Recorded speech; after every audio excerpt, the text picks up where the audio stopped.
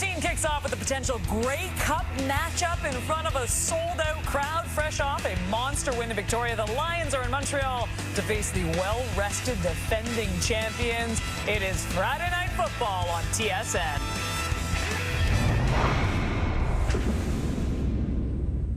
It's Friday, coast to coast, the CFL is Canada's game. Well, we're all pumped up to party, and we're ready for a fight. Come on, get back, relax, watching Friday Night Football. The boys are coming back. The CFL football game is up for grabs. It's Friday Night Football tonight.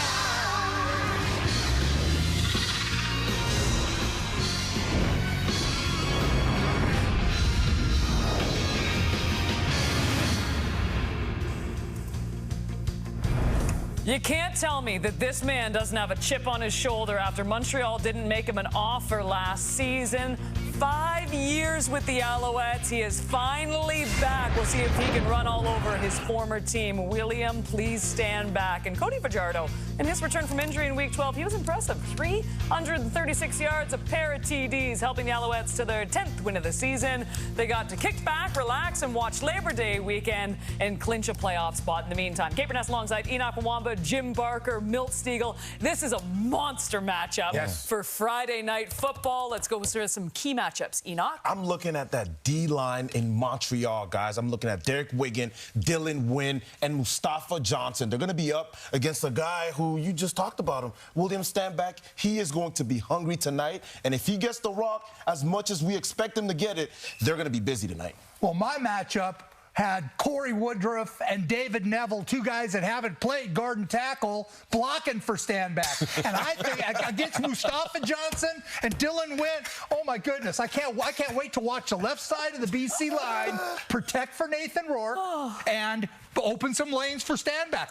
Is that not an exciting matchup? An offensive lineman you had never heard of, so that has to be a problem. How often does that happen? That has to be. Well, you know what? Pittsburgh State rookie. You looked him up. You got him. I got him. My matchup involves William Stanback, but it involves the man he sees when he looks in the mirror himself. My matchup is against William Stanback. Yes, he's having an ultimate year. His career year, not only catching the ball, but rushing the ball, but also catching the ball. And he knows he's going to get opportunities, but he has to keep his emotions in check. He has to understand that maybe if he's not on early, just relax, allow the game to come to him. If he goes out there and tries to force it, that's not going to be good for him. But he goes out there and relax, keep doing what he's been doing all year. He has an opportunity to give it back to the team who didn't offer him a contract. And we're talking a lot about William Stanback. They're going to have to get a lead so they can hand off the ball. By the way, this was JB when he didn't know an offensive lineman. What? What? That was you in the green room, Coach. That was you. I keep it rocking till I get to the top. Yeah, I keep it rocking till I get to the top. Let's go. I keep it rocking till I get to the top. Can't stop, won't stop, and I never will. I keep it rocking till I get to the top. I keep it rocking till I get to the top. That's right. I keep it rocking till I get to the top. Can't stop, won't stop, and I never will.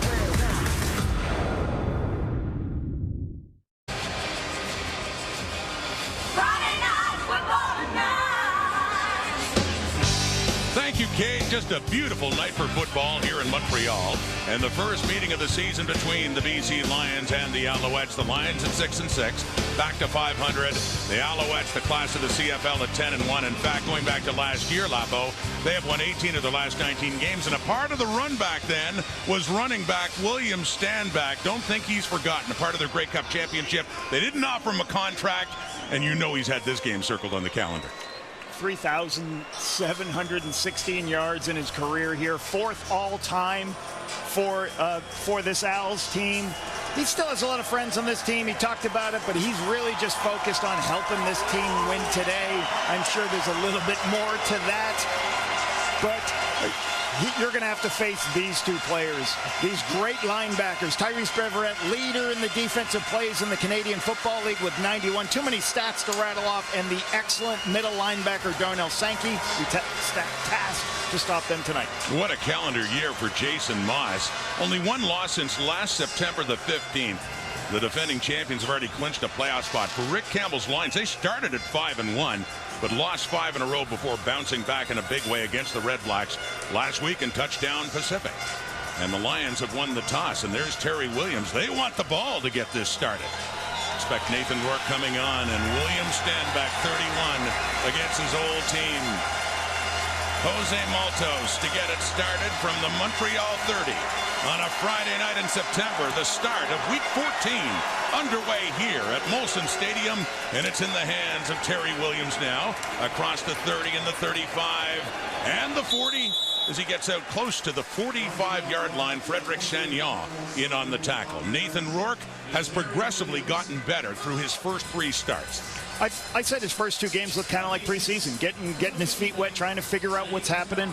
Last week, he was getting the ball out of his hand quickly. He took shots downfield and located the downfield throws, and he got this offense to convert 70% of the time on second down. That's a great stat. And he looks like the guy who showed up a couple years ago, just a couple weeks into this system. Well, they were great in the first half, Lapo. Put 31 on the board, and the Red Blacks won it going away. And there it is. William Stanback with his first carry against the Montreal Alouettes. Picks up 3-4 yards for BC. Suk Chung is starting his 137th game. His physicality is going to be needed against Mustafa Johnson. And William Stanback, as we talked about off the top, last week he had 20 rushes, 93 yards, but he led all receivers in yardage with 78. We'll talk about that tonight. Going forward, how well Nathan throws the checkdowns to his big back.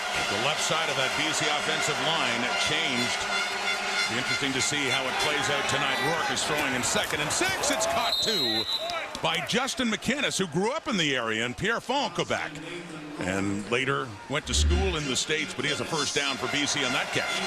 Throw to the wide side of the field. You got a big body, run into the sideline. That's what you like. You like guys who are big, because when the ball, they have just such a big frame, they can reach back for a ball and make catches that aren't perfectly located. Back to William Stanback on that first down after a gain of 15 by William Stanback. How about Montreal's defense? Isaac Ademi Berglund, he's been a good free agent signing for this football team. Plays in multiple spots, 2 sacks, 17 defensive tackles. And again, once again, Beverett, he leads this team in so many defensive categories. He's an amazing football player. Now, another one, Bryce Cosby, second game at field halfback after filling in at Sam admirably for Reggie Stubblefield injured. You have a bunch of multiple football players that can play at different spots for this group. Stanback has a couple of carries for 10 yards. 2nd and 5 from the 41 of BC. Or of Montreal, I should say. That's Javon Catoy catching that from Nathan Rourke. And the drive continues for the Lions. Another first down. Nathan last week, just really right from the start, as they went out, finished, the game started 20, it was 31-6 at half. Just had good rhythm, could take some of the shots downfield, but he got the ball out of his hand quickly, Rod, and that's what he's going to need to do tonight against this defense. Rourke at a shotgun, throwing quickly to Stanback. He's had a great year as a receiver as well. Picked up 78 yards through the air last week against the Red Blacks to go along with 93 on the ground. Great recognition here on the throw out to Stanback in the flat. This is a pressure situation. What do you do when team pressure? Sometimes you release right into it, and if they don't cover, you've got a nice easy throw. He did it last week, the first play of the game against Ottawa. Here he goes. He recognizes where the free player is and that William Stanback is not covered. So great throw and catch there, great recognition. Good opening drive by the Lions, who have a 2nd and 1 at the Montreal 23. First possession of this Friday night meeting in Montreal. David Mackey. Short yardage, a lot more into the end zone for a BC touchdown. For the fullback turned short yardage quarterback, David Mackey. 23 yards for that touchdown, and that's the 6th TD of the season for Mackey. Why is he getting these quarterback sneaks? Because they don't want Nathan Rourke to do it. What you normally have right here is there's supposed to be multiple players on the outside, on the perimeter. You do these wide sneaks, but there's nobody to play contain. That's a misalignment by the Montreal defense. Mackey, they've got it called to go to that side, and they get hurt because they don't have enough people aligned to the wide side to have contain for that speed sweep. The quarterback under center, quarterback outside zone.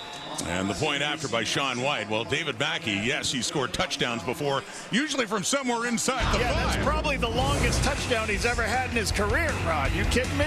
It's usually 2 yards for him. A much-deserved breather coming up for 34, putting the Lions on the board on a Friday night in Montreal, 7-0 BC. A 6-play, 66-yard drive, 3 minutes off the clock. Big throw on the outside. Nice catch on the sideline. Getting the ball underneath to Catoy. Throwing into the blitz to stand back. David Mackey. A misalignment by the Montreal defense gets him around the defense on the quarterback sneak for that nice touchdown. David Mackey, like we said, probably the longest run of his career, Rod. Really good. Excellent to see that. And that's 3 straight games for BC scoring a touchdown on their opening possession. Last week to the Red Blacks in Victoria, and Mackey and William Stanback. You know, badly wants this one up against his old team. BC has the 7-0 lead. A short kickoff. And on the return is Letcher, who's taken down at around the 25-yard line. Cody Fajardo returned 2 weeks ago after missing 4 games because of a hamstring injury. And what stands out, Lapo, that completion percentage, which is tops in the CFL. It'd be one thing if he just threw the ball short all the time. Now, that's part of what they do, but they lead the Canadian Football League in big plays, and they throw it downfield. He had last week, or during the bye game, he had 5, right before the bye, he had 5 passes over 30 yards. And you are 5 times more likely to score a touchdown when you have an explosive play. So, you know, they throw it short, but then they take their shots, and he's been tremendous at that this year. Last game, 2 weeks ago, they had the bye last week, 22 of 34, 326, 2 touchdowns, 1 intercepted. Cody Fajardo, 6-1 as a starter this season. Takes that one, turns around, and is running it to the left edge. Takes a hit and picks up a couple of yards, a 2nd and long, coming up here for the Alouette offense. Josh Donovan's going to have a tall task tonight. Watching him against Matthew Betts, second-year player from Arizona, and Cole Speaker. Before the bye week in their game against him, he had 5 catches, 107 yards, 2 touchdowns, all in the third quarter for the third-year player from Wisconsin lacrosse. Division III football, as you know, I love my Division III guys. I know it's near and dear to you. They played last night. They blew out RPI, so I saw that a little bit in the stats today. For all those Division III fans want to know what's happening. RPI, one of your old schools? One of my old schools, yes. 2nd and 7 now. The Montreal 28. Alouettes in an early hole, throwing and completing it to Cole Speaker. Well, that big game Lapo talked about a couple of weeks ago against the Edmonton Elks when he had 2 touchdowns in that Montreal victory. Really good when you just throw the good things happen when you throw the ball into the flats to guys who can make people miss. Cody quickly makes a decision. The ball comes out of his hand. TJ Lee's there, can't make the tackle, and that puts them in a situation where they're in 3rd and 1. So now you can get the check down. So some of these long yardage situations, hey, get yourself to a 3rd and 1 so we can go ahead and get the yardage. But Cole Speaker, we had a talk with him this week. Great kid, great individual. Really enjoyed our conversations with him. Dominic Davis in for short yardage. He rejoined the Alouettes. A former BC Lion, had been with the Lions last year and returned to Montreal where he had been and had a lot of success in short yardage, picking up the first down. Matthew Betts gets to play in front of friends and family tonight and try to keep his 19 straight games with a sack. He probably has 19 tickets bought too also. TJ Lee moves to Sam linebacker. First time, and he had 9 career tackles. Career high 9 tackles last week at the strong side linebacker. And Gary Peters, 2nd in the CFL with 9 pass knockdowns. Watching him all game tonight. So they get the first. Fajardo back on. And yes, watch for Matthew Betts from Montreal, star at Laval, and then later with star with BC, returning to the Lions. First game was last week on that running play. And a gain of about 3 or 4, and that would be it for the Alouettes. They started slow against Edmonton, but eventually Edmonton was running the football well, but then Cody got on fire. He had this is all from the third quarter. Right, they stormed back. They went on a 15-0 run in the second half to win 21-17. They were down 17-6. Some spectacular throws by Cody, and was really catalyst to that successful comeback from behind win. Well, they've had some close victories. That one a 4-point win coming back, as you talked about. And second down. It is caught by Reggie White. And a first down as this Alouette drive continues up near midfield.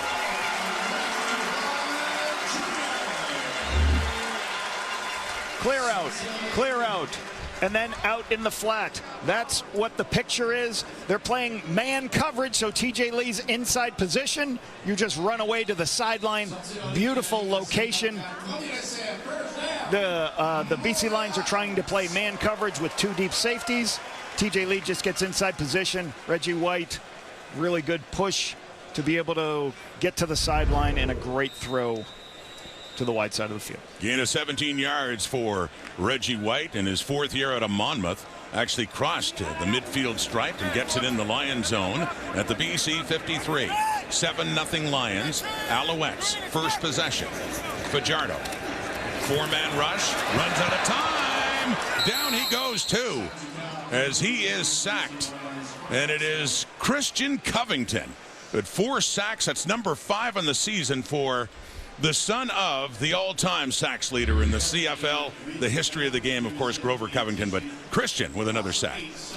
On the inside, you'll see him twisting behind the center, and then what that a twist is he goes behind his own defensive lineman. As he goes behind his own defensive lineman, creates a space for him to get in and get a free shot to Cody to back them up to second and extra. Christian, who went to Rice University in Houston, had a number of years in the NFL. This is first year in the CFL, where his dad was a star. Fajardo throwing, completing again to Speaker.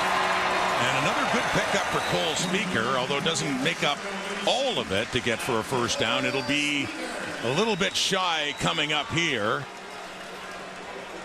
There's a special teams unit coming on now. Joseph Zima, 14-yard pickup.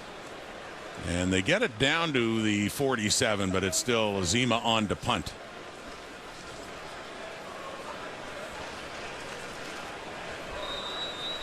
One of many Aussie punters in the league, global player from Melbourne, Australia, and standing just inside his 50. So Alouettes are able to move the ball a bit in response to that BC touchdown, but they will send it back now with Zima. Terry Williams back inside his 10. And a well-placed punt by Zima. They look to see where it comes out, but yes, down at the 2. Beautifully done by Zima to pin Nathan Rourke and the Lions offense deep to start this second possession. Start number 4 of the Nathan Rourke comeback.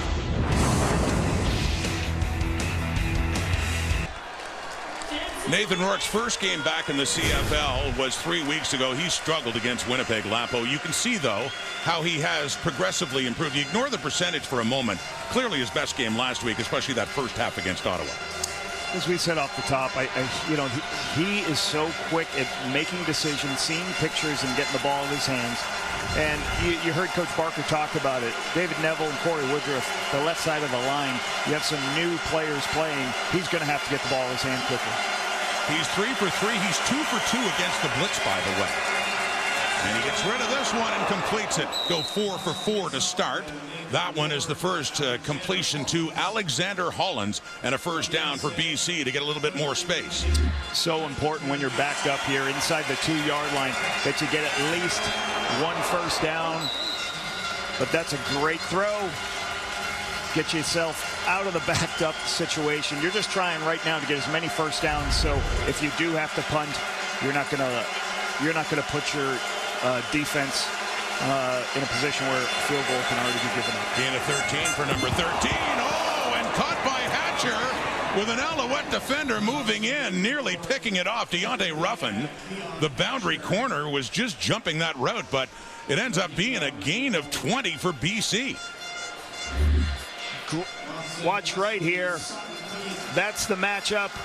And when you see how quickly the ball comes out of his hand, this is what I'm talking about. If Nathan doesn't throw this ball immediately, Deontay Ruffin is going to take it for a touchdown. It's going to go. Oh, I think we got the wrong play there. But what you can see is how quickly that ball came out of his hands. Working on first down, BC 35, and that one is the first incompletion. It's Alouette football. Bryce Cosby off the deflection picks it up for the interception for the Alouettes. So just as the Lions were moving out of their zone, that one deflects off the hands of a Lions receiver and into Bryce Cosby's for the pick at midfield. Bryce Cosby's second interception this season for the rookie from Ball State. He's at the right place at the right time. You're going to see Justin McInnis going all the way across on a play-action pass, but Cosby becomes a high player as you go across, and we'll play this. Play action, boot back to the field. McInnis is trying to get across to make the play. The ball goes through his hands up to Bryce Carter as the highest player on the field. So being in the right place, right time, seeing the tip drill, looking into his hands, second interception of the year. Alouettes taking over near midfield. Play fake, and it's dumped off, but hit right away by Ace Ely. Jose Barbone, who's getting the start, just his second this season because of the injury this week earlier to Austin Mack.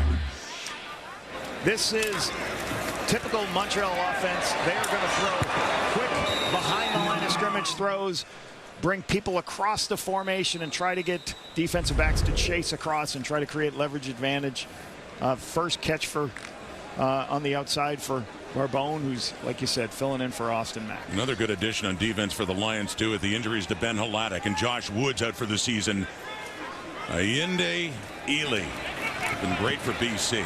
Deep look over the middle, and the closest receiver is Speaker. It falls incomplete. So we got a 3rd and 9 coming up now for Montreal. Ely was excellent on that play, just forcing that ball to be thrown, not in a position where Speaker could make the catch. So really good job, like you said, about these young linebackers. You know, Ryder Varga, Aiden Neely, because you talked about the injuries to those really. They've been hit hard. Josh Woods, and talking, between Josh Woods and Ben Hladek, those are two talented football players that they've lost for the season. The referee, Andre Proulx, throwing a flag out before they get the snap away for the punt.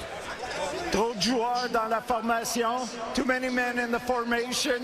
This is a 10-yard penalty. Will we play 3rd down? So they'll push him back 10. We're going to snap around midfield. So instead, from about the Alouette 45, and it'll be a little more space for Terry Williams and the Lions, who started deep in their own zone last time. That's the special teams coordinator for Montreal, Byron Archambault. So Nathan Rourke had that play, the completion to Hatcher, which was very close to being disrupted by Deontay Ruffin, and then little tip drill on the next play off the hands of Justin McInnis and intercepted. BC about to get the ball back with a 7-0 lead. Late first quarter here at Molson Stadium on a Friday night in Montreal. Joseph Zima, and this time stays in bounds for Terry Williams. Across the 15, but not much more. Good coverage there by the Alouettes, and veteran Alex Gagne among those. Beautiful Montreal in early September. You just knew this game would mean a lot to ex-Alouette William Stanback. Here's what he had to say going into the stadium. Going back to this province, it's going to mean a lot. Seeing the fans and everything like that. But it's a business trip, man. I'm there to handle business. I'm trying to stomp Montreal with that. Let's send it down to Kenzie Lalonde. Yeah, Rod. So before Will and I had that pregame interview, I looked down at his cleats. I'm like, oh, those are fresh, man. He's like, well, I was saving them for a big game. And this is it for him. This is the game he's excited to play in. But when we did speak to him this week, reflecting on his career here in Montreal, he talked about 2 seasons. 2019, well, that's where he met Vernon Adams Jr. And the team came away with their first winning record since 2012. So he's picking up where he left off now with Vernon Adams in BC. And then, of course, 2021, where he personally came off as a CFL All-Star. And it's there where he learned to run with that heavier build and more of a physical bruiser mentality to his running game. He now sits around 233, 235, and he's been more efficient with his weight. McKenzie's wearing his stomping cleats tonight for this big trip back to Montreal. There's 2 carries so far, and there is number 3. And Antonio Montre has him wrapped up, but Standback gives him a little carry. Interesting when he talks about, I wanted to carry, at one point he came back from the COVID year carrying 240 pounds, but he, as Kenzie said, I really felt comfortable running that level weight. And I know, as somebody going against this guy, a lot of DBs did not want to tackle this guy. So his physicality, that's a touchdown run from last year's Grey Cup. And he's got the ability to run you over. He takes a 3-yard gain, turn it into a 6-yard gain just by his shoulder level, pad level, and moving forward. Another gain of 5 for Standback, second down. Rourke passing to the left, and it is caught. And Hollins just getting the foot down. Just need to get one down in bounds, and a big first down for BC. They're attacking the wide side of the field because that's where some of the spaces are here. Beautiful throw. And again, toe tap. You're trying to get your 1 foot in bounds. In the Canadian Football League, you only need 1. And again, the concentration's got to happen. I got to see the ball into my hands, and I got to bring my feet down, both inside.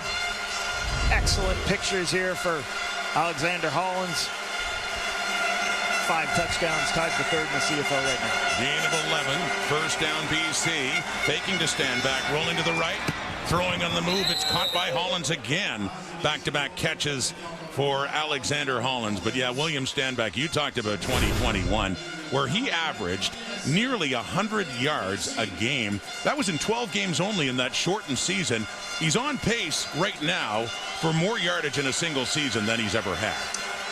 I asked him what he wanted to get better at here at the BC Lions. He says, I want to be a better pass catcher. I want to be there for Nathan Rourke so I can be somebody he can get the checkdowns to. Well, they try a deep pass here, and a flag comes out intended for Hollins.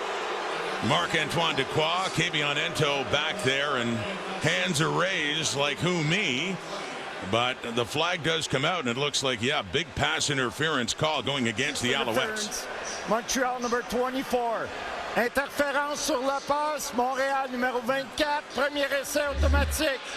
So it is the safety Dequoy who's called in the PI. So you'll see Alexander Hollins. He works out, tries to make a post move on Dequoy, bumps inside. Duquois trying to make a play. That right hand, as you see that shoulder turn, that's going to trigger the foul and the throw downfield, and that's going to be a big penalty. The spot of the foul is going to push the BC Lions right into field goal range. A 40-yard penalty for BC to move it inside the Montreal 25, looking to add to their 7-point lead. They scored a touchdown in their first possession. It's fumbled on the snap. It's fumbled again. Rourke picks it up, and they're happy to just lose 4 yards. That could have been a disaster for the Lions with them already in scoring position. So this part of the Canadian Football League, teams are going more under center because you can do a lot of different things here. Under center, you probably don't have as many reps as you do in shotgun, and you have a little bit of bad snap. Once you have the bad snap, then everything slows down. You have people on the inside.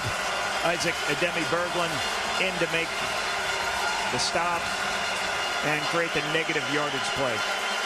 Well, that play was a mess right from the start. They lose 4 yards, but on the bright side for BC, they still have the ball, still in range, and trying to get the first down, and fighting for it after the catch is Keon Hatcher. He'll end up about 3 yards shy with a third down coming up for BC. Right here, this is just Nathan putting them in a position to get closer for the field goal. Too much for the field goal here. I don't think I would this early in the game on the road. A 3rd and 3 here. Looks closer to 3 from my vantage point. Take the points. They're doing a good job here. Now, the BC Lions, I almost think it was they're almost at an away game with Touchdown Pacific, and now they go across the country on a short week. So that's not an easy thing for a team to go on the road and do that. Sean White was 1 for 2 last week in Touchdown Pacific. This is a 23-yard chip shot for one of the great kickers of all time in the Canadian Football League, who saw an end to a long streak of 46 a couple of weeks ago in Ottawa, of 46 straight field goals made. So 1 for 1 tonight, and that's the last play of the first quarter. Interesting stat checking on the team traveling all the way west. It's obviously harder for the Eastern teams to go, but 6-2 for the BC Lions this season, or 6-2 against Montreal. So the quarter comes to an end. William Standback trying to make an impact. Mackey got the touchdown on a short yardage play. It's a 10-0 BC lead. A look at the first quarter stats here in Montreal. BC, no surprise, those numbers bear out with the score. They scored a touchdown in their opening possession. They just added a field goal at the end of the first quarter for the 10-0 lead. Lapo and I were in Calgary a few weeks ago, and it was country night. So, yeah, we brought our hats. We got involved, and geez, Lapo, I thought we looked good that night, but I figured that'd be the only country night of the year that you and I would be involved in. Yeah! Anyway, apparently not. We find out it's country night here in Montreal tonight. And the Alouettes kindly gave us these. Everybody wants us in cowboy hats. I guess it's a thing. Hey, any teams want cowboy night? Me and Rod are ready. Let's go. Now we look like bad guys. We got the black hats. I was going to say, when it was just a one-off, I didn't think anything of it, but now I'm wondering, are we going to be doing this all over the country now? I don't know. Well, last time you couldn't hear me because I didn't have my mic up because I couldn't wear a hat and the mic.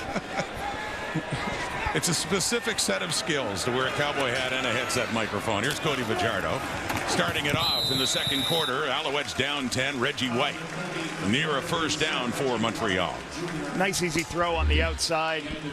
Zone read and crashes down. And we'll have somebody on the outside. Reggie White in the flat. This is what Montreal does. They take the crumbs. They take the easy throws, put them in second and short situation here, 2nd and 3. Should be a high percentage run now.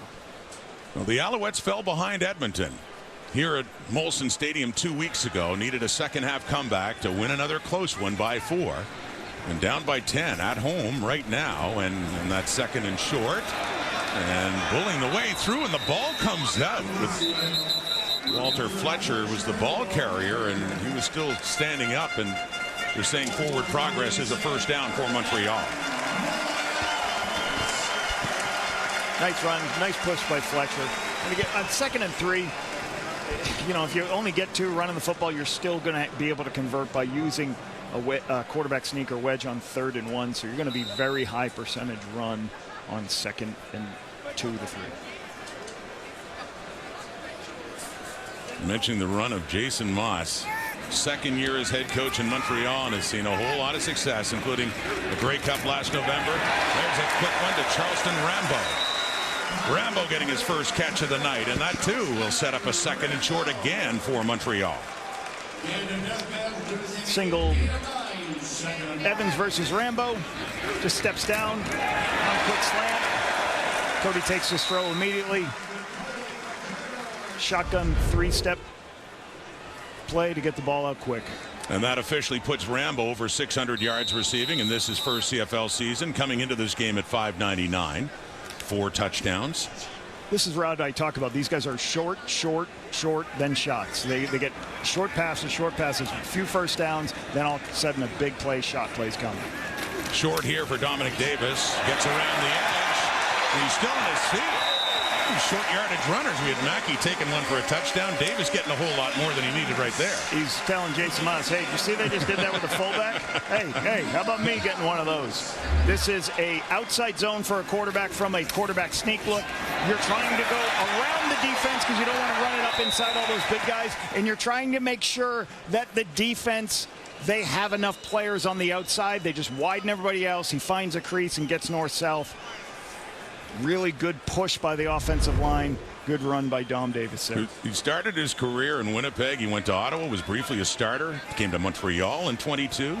Then he went to BC, and after this past season thought he was done till the Alouettes came calling. On that first down play, nothing doing there. That's handled nicely by an ex-Alouette, Deontay Evans, on that catch.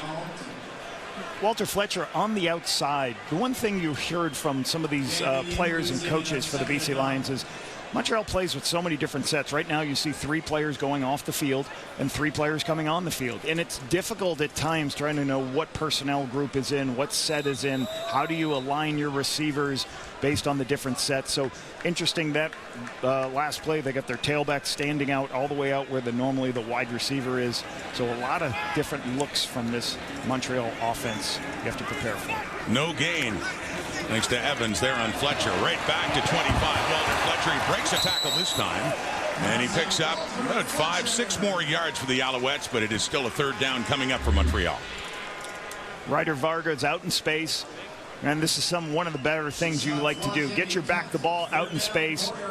Very difficult for Will linebackers to tackle these really good backs, but the cavalry's coming for him to keep him in a position to kick a field goal. And a little discussion with the head coach and his veteran QB on the Alouette sideline with Jose Maltos, who's been Montreal's kicker most of the season since the injury to David Cote. And Maltos, 16 for 18, longest of 50. 11 straight field goals, Rod. 11 straight, 1 for 1 last week. And this one coming from 42 away for the product of Monterrey, Mexico. Maltos. No problem. The Alouettes are on the board. Moving down to get into field goal range. Little fist pump from their kicker as it's now a BC 7-point lead again. What a beautiful night in Montreal and a packed house here. Oh, this stadium is awesome when it sells out the way it has. A lot of excitement for these Alouettes, defending Grey Cup champions, top team in the CFL standings at 10-1 coming into this one. The BC Lions have the lead, 10-3. Nathan Rourke back to work. It's off the fingertips and picked off again. Marc-Antoine Dequoy. Second time this game that it's gone off the hands of an intended Lions receiver and into an Alouette's arms. William Stanback couldn't hang on, and now his old team has the ball. A receiver, they go to empty to have the tailback out to catch the pass. As you see him, he comes out and drops out. He's going to be the quick throw, but sometimes the running backs aren't going to see this quick throw.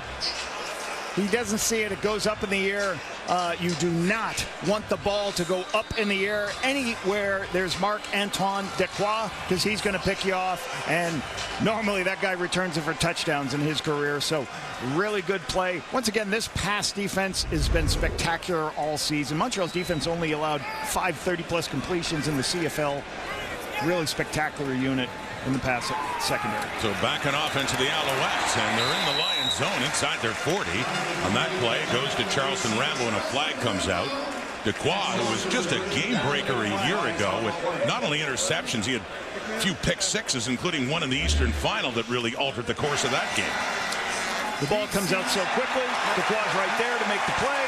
And again, when you play zone coverage and less man coverage, you have players that are deep and they can see what's happening with the quarterbacks. They're not concentrated on watching their man. Both interceptions tonight were versus zone coverage with high players and tipped balls by the BC Lions. Dequoy celebrates that interception. There was also a flag against the Lions for face masking. So it's going Montreal's way right now after the second interception of the season for Dequoy. Down to the BC 21. Fajardo faking the handoff to Jeshurun Antwi. Wants to take off, and look who has the sack. Coming back to the CFL, Matthew Betts, second game back, and his second sack. Had one last week against the Ottawa Redblacks. Athleticism at its finest. If he goes down, the quarterback pulls it. He starts to go down, and watch him recover. Cody's trying to pull this zone read, but watch how quickly Matthew Betts recovers, forces Cody to go up and inside. That's such a good athlete on the perimeter. Matthew Betts to be able to make that play. He was far and away the leader in the CFL in sacks last year with 18. Second place was 12. And Betts was named the top defensive player in the Canadian Football League in 23. He's coming again. Fajardo steps up, and it is low inside the 10 for Speaker. But too low for Speaker to haul that one in, and we get a third down and another field goal situation coming up for Moss's Alouettes. Matthew Betts, one thing, it was interesting talking to him this week. We asked him, how much D-line stuff did you learn? He goes, I actually played more linebacker than anything. The packages they put me in was more of a drop linebacker, so I had more opportunities to do the things on the edge of the defense like he just did there 2 plays ago. Jose Maltos back in. He just kicked a 42-yarder to get Montreal on the board. And then after the turnover, the interception by Dequoy, this is a 28-yard try to make it 2 for 2 in the night. And to cut a little further into that BC lead thanks to the interception. Matthew Betts, sack number 2 in his second game. Noel Thorpe, defensive coordinator for the Montreal Alouettes. His defense doing a number in this game so far. Nathan Rourke has 2 incompletions. They're both interceptions, both on deflections. First one to Bryce Cosby, then this one off William Stanback into the hands of Marc-Antoine Dequoy. One of the leaders of that defense, Dequoy, the safety in his 4th year. BC has the football. Their lead is down to 4 as we send it down to Kenzie Lalonde. And Rod, it kind of feels like a deja vu. Marc-Antoine Dequoy's fingertips saving the day, really, because that's how the game ended against Edmonton 2 weeks ago. You talk to Noel Thorpe, and what he's proud of most with this group, it is that red zone defense, and they were able to hold at the end of that Edmonton game, the Beverette play, and of course Dequoy. But he's not afraid to dig into the archives and pull footage from many years ago to learn from, and actually looked at 2013 matchup between the Edmonton Elks and the Montreal Alouettes for inspiration and find ways to shut down the red zone efficiency. Thank you, Kenzie. And that one is caught by Justin McInnes, who tries to reach up to the 50 to give BC the first down. See where they spot this one. Yeah, Noel Thorpe, I mean, he got his first CFL job here in Montreal in 2002, hired as a special teams coach by Don Matthews. And his roots are in Vancouver. He grew up in Vancouver. He was a BC Lions fan, Lapo. In fact, when they won the Grey Cup in 1985, he loved the fact that he would later get a chance. The head coach back then was Don Matthews, and he later got a chance to work with him and win a Grey Cup with him.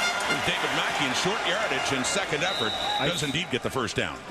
I think people don't understand how hard it is to break into the Canadian Football League. He was a college coach, and then here's his resume, all the things he's done. He's been a spectacular defense coordinator for our league, but he's 31 years old.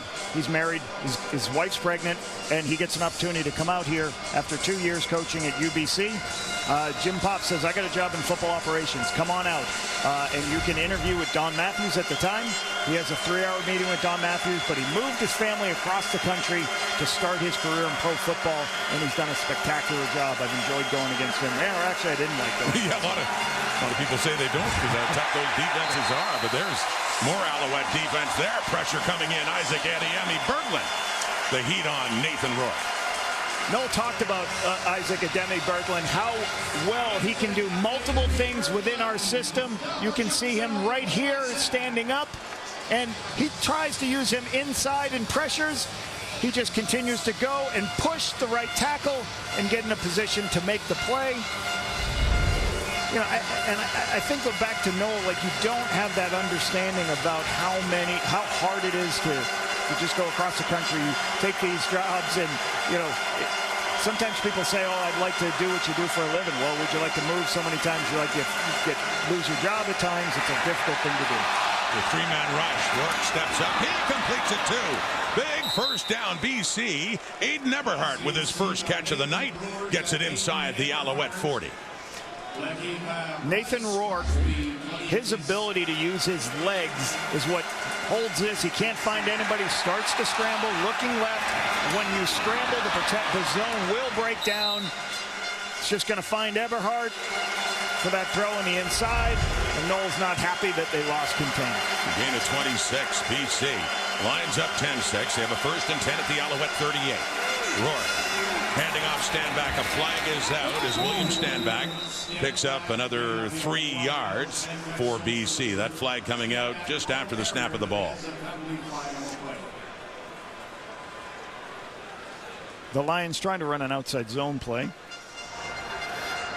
Hors-jeu, offside. Montréal, 94-94.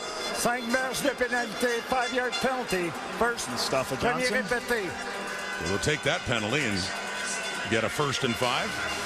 Yeah, it looks like he's lined up in the neutral zone right here. You can see right there, lined up in the neutral zone. You can look at the officials. You can see the officials. Little cheat sheet for you. The officials straddle the line of scrimmage, so you'll see the officials put their 1 foot on the line of scrimmage and 1 foot on the spot, which is 1 yard away. He's too far inside. Now, the BC Lions trying to run the football, but David Neville, Corey Woodruff, you know, it's not just William Stanback. You got some young players up front at O-line. So you'll want to try to establish a run, but if you're struggling with some younger players up front, they're going to have a big job to be able to handle this front to be able to be successful running the ball. 1st and 5, faking the handoff, throwing to the right. It's caught. Open is McInnes, and a first down, BC. And I love what they're doing. Talking about young offensive linemen. So what do? You put the quarterback on the move. So a little bit of a zone action. He boots it outside, and he finds his big target. So as the ball pulls out on Stanback, now Debbie Berglund can't get there. Throws it to the big football player, Jordan McGinnis. Jordan McSemick doing an outstanding job as offensive coordinator. You know, I talked about the coaches and what happens, Rod, and how you got to get into the business. That's a guy who paid his dues to become a coordinator. Pressure coming after a gain of 18 on Rourke, who's flushed out to the left. And he nearly completes that one to big Javon Cotoy, but it's Bryce Cosby right there to pop him, and as the ball arrived, it's incomplete and 2nd down. A little bit of pressure, more pressure than zone on Nathan Rourke here, forcing him to move to his left and throw. So we get a little chess match between the two coordinators there. Jordan McSemick, BC's offensive coordinator, and veteran coach Noel Thorpe, 9th play of the drive coming up. The Lions pressing again. They have led all along. 1.10-0, now 10-6, but threatening again. More pressure. End zone! Touchdown! Eberhardt. Another touchdown for Aiden Eberhardt for 15 yards, and BC strikes back on the 2nd touchdown of the season for Eberhardt. Eberhardt right there as he's coming inside. A pressure situation from the Owls. As he breaks back inside, they lose sight of him. Get miscommunication on who's covering who. Nice touchdown for Eberhardt. Good throw by Nathan before the pressure got to him for the touchdown. He got one last week, his first touchdown in Victoria. And he had 4 catches for 58 yards. Has one here in Montreal. And that, with a point after for Sean White, increases the lead after a 9-play drive for 70 yards. Nathan Rourke down to the 2 for Eberhardt, who takes it in for BC's 2nd touchdown of the night.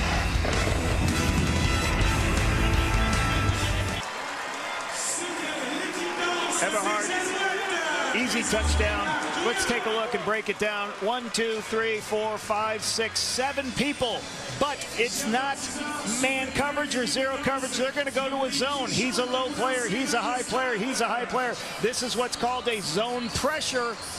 And what you're going to do is you're going to blitz everybody, but you're going to try to cover down, and there's huge spaces allowed on the field. So this is a zone pressure look that Nathan gets the ball out of his hand before the extra players. You should have time. You should have open players. It's whether you have time enough to get the ball out of the hands, but really good recognition. Nice catch by Eberhardt versus that zone pressure that the Owls love to bring.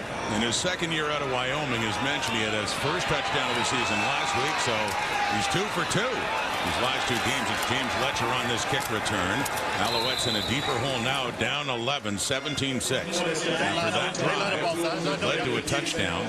And Nathan Rourke, and a flag came out, by the way, too. But Rourke, facing the blitz, he's 4 for 5. Now, there was a pass interference call, and there was an interception, too, but the touchdown pass to Eberhardt as well. 12 for 15, 169 yards, 1 touchdown.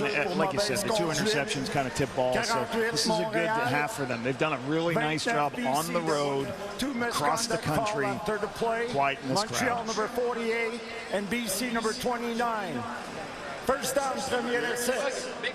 Referee Andre Prue announcing penalties on both sides. The bottom line, it is a first down for Montreal. Jason Tucker. Guy's caught a post or 2 in his day. Lord, what a career. Go route, any, you name it. Outstanding receiver. Worked well with Ricky Ray, didn't he? Back in Edmonton.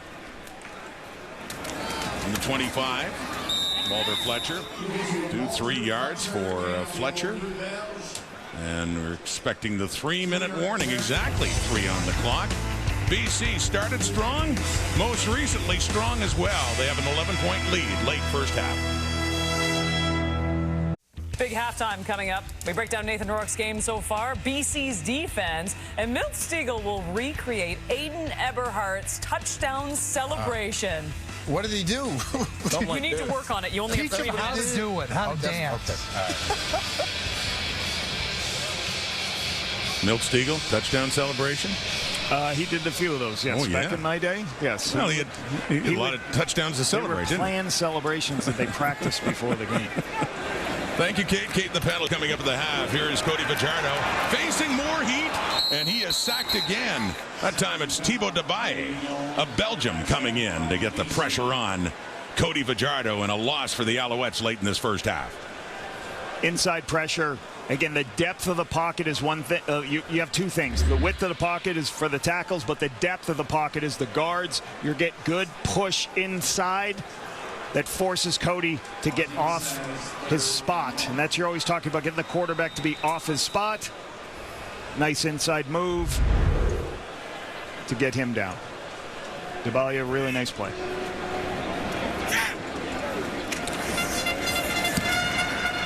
Joseph Zima to punt. Terry Williams at his 40.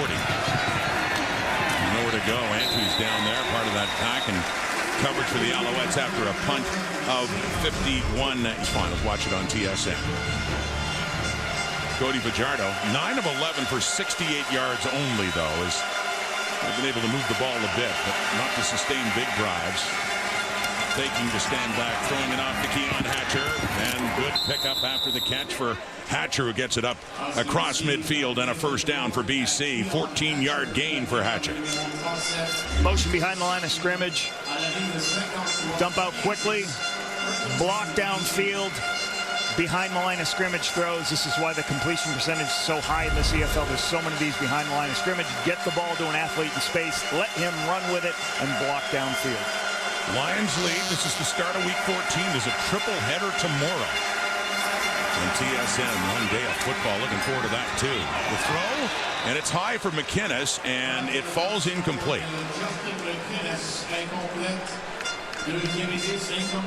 Montreal showing pressure once again. There you see all these players standing at the line of scrimmage, but then when the ball snapped, they drop out.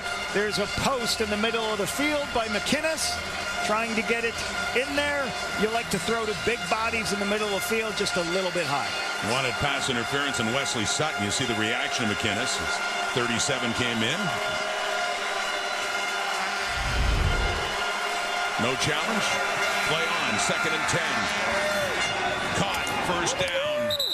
As Tyrese Beverett pushes out Alexander Hollins, but another good pickup by Hollins.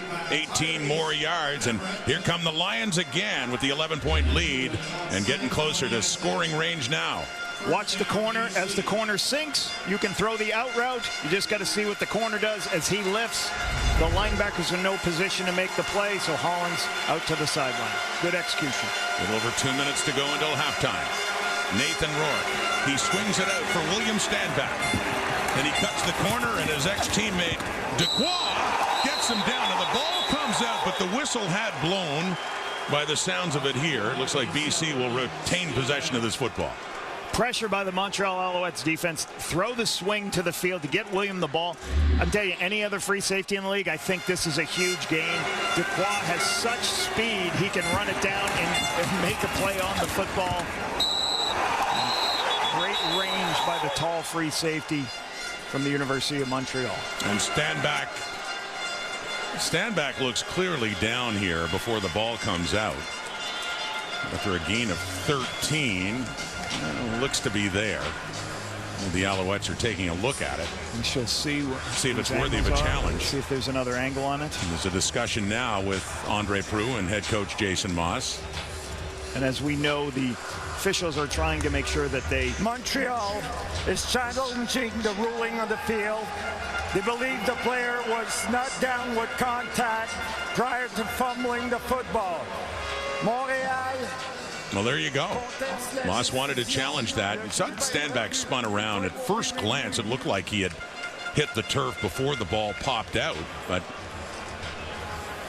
But there is the issue of when the whistle was blown as well. And that's why what the officials are told is, hey, make sure you see the receiver, the running back, make sure that player is down. Hold the whistle as long as you can. Don't do an early whistle because of this can happen. You got to wait that little extra second to be down. We'll see a couple of these angles.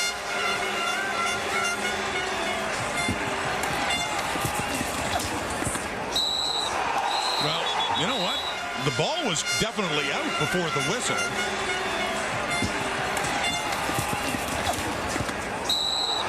And then it really comes a matter of was Stanback down before they actually stripped it out. Great execution by Cabianento. When you have a player, there's multiple players around. The first one's wrapping up, the second one's going in. You can tell this team is well coached on taking the football away.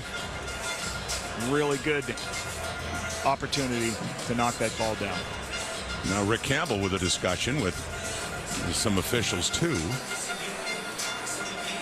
William Stanback, well, you know how much this game means to him. He had one to go off his hands and it turned into an Alouette turnover. Is this actually a turnover?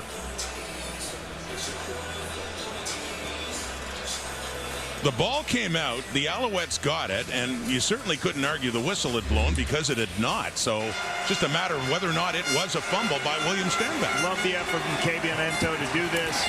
Right there, I'm going for the ball. We got enough people around to make the tackle. I'm going to create the takeaway.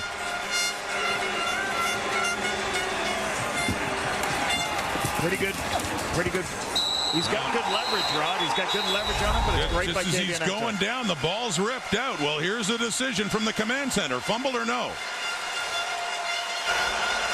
Upon review, the ball carrier was not down with contact, and Montreal recovered the football. First down, Montreal. Le porteur de ballon était pas. So another turnover committed by the BC Lions, and William Stanback has been involved in a couple of them. Yeah, pretty amazing. 3 turnovers, like you just see right there, that the BC Lions are up 17-6 with 3 turnovers. So they do have the lead by 11 points, 2 minutes to go in the clock, but Alouette football. They have scored points off turnovers so far in this half. Fajardo quickly working at about the 23 and picking up more yardage up across the 25 is Shedler Furvius. A gain of 11 for Montreal. Nice catch on the inside by Furvius. Second-year player for St. Mary's as everyone expands the zone, throw the ball up and inside. I love how he gets north-south immediately. Ryder Varga right there for the tackle. To the 27. Quickly again on that one. Looking for Furvius again, but turned around, and that just hits the turf. Second down. Pressure off the outside. I'm not sure what Cody wanted him to settle, but sometimes when you blitz off the edge, what do? You throw right into that blitz. And they just weren't on the same page whether he was going to sit down or stay on the move. Decent numbers, 10 of 13, 79. They haven't had that explosive play that they're known for. The previous turnovers gave them shorter field, certainly one that led to a field goal. 2nd and 10, Alouette 27. That is caught. And that is Reggie White up at the 40 and a first down. Still plenty of time before the half. 1:36 on the clock and a gain of 15 more yards for Montreal. Sometimes it's as simple as, hey, I got a guy I really trust. I'm going to throw it on the outside. He's going to run up to 14 and turn out. He gets leverage on TJ Lee. TJ Lee's too far inside, can't make the play. From the Alouette 41, Fajardo takes off. Slides up near the 50, up near another first down. Looks like he'll be just a couple of yards shy of that. 8-yard pickup on the run, Cody Fajardo. Now, if you watch Nick Callender, left tackle, watch him here. He's over on your left-hand side right here. They pass this twist off right here, and then Cody just takes off, finds the crease. So second down and short. And Walter Fletcher is the ball carrier and does pick up a first down. 1:15 to go as they get closer to midfield. The Alouettes at one point had trailed 10-0. Got a couple of field goals to chip back away until a BC drive capped off with a touchdown from Nathan Rourke to Aiden Eberhard, but the Lions have had ball control issues, keeping Montreal in it. Driving back, Cole Speaker. Another catch for him from Wisconsin lacrosse. Speaker with 2 touchdowns last week against Edmonton. And a good first half as he picks up 13 more yards for the Alouettes. Zone coverage, everybody lifts. Cody immediately just goes, I'm going to throw to Cole Speaker. Watch him put his foot in the ground immediately and get north-south. That's the difference being second and short or being in a first down or 3rd and 1. I love how we got north-south immediately to create the first down. Clock ticking, under 50 seconds to go. 1st and 10 from the Lion 45. Fajardo dumping it off to Fletcher. After the catch and room. First down and much more for the Alouettes as Fletcher takes it down inside the BC 20. 26 yards. Fajardo to Walter Fletcher. You had everybody running downfield. Everybody clears out. Everybody's starting to chase. He knows where his running back is. Gets the ball to him. Plenty of space for Walter Fletcher, the leader in the CFL in yak yardage. Down to the 19. Late first half. Alouettes looking for the end zone. Here's Fletcher again. After catching that short pass, he works it down to the 15. 25 seconds to go. And a second down is coming up for Montreal. A really good rhythm. BC Lions playing a lot of zone coverage, dropping everybody out. Cody, this whole drive is just throwing his checkdowns so they can get across the field. This is the longest yardage position they've been on this whole drive, 2nd and long. Still looking for their first touchdown of this game. And to end the half on a strong note, Fajardo. He's going to take off inside the 10. Down near the 5, he got the first down. 1st and goal coming up for Montreal as Fajardo a couple of times in this drive has chosen to run. This is a quarterback draw. It's a read draw. You swing the back out to one side, and then you go up over the lineman block, and he runs up and inside. You try to expand the box, get the linebackers out, and QB draw. 10th play of the drive, Fajardo. End zone knocked away. Ryder Varga coming across. Gary Peters was there as well for the intended receiver, Charleston Rambo. Really quick pass to the slant on the outside. You'll see a slant coming in right in here. Tries to throw it underneath immediately. As they clear out. There you go, Ryder Varga underneath it to make a play on that slant. Great play by Varga. We mentioned the injuries to the Lions linebackers, Ben Hladek. Well, and Varga stepping up, getting the start at weak side linebacker. Now 2nd and goal. Soft toss into the end zone for Speaker. Touchdown, Alouettes.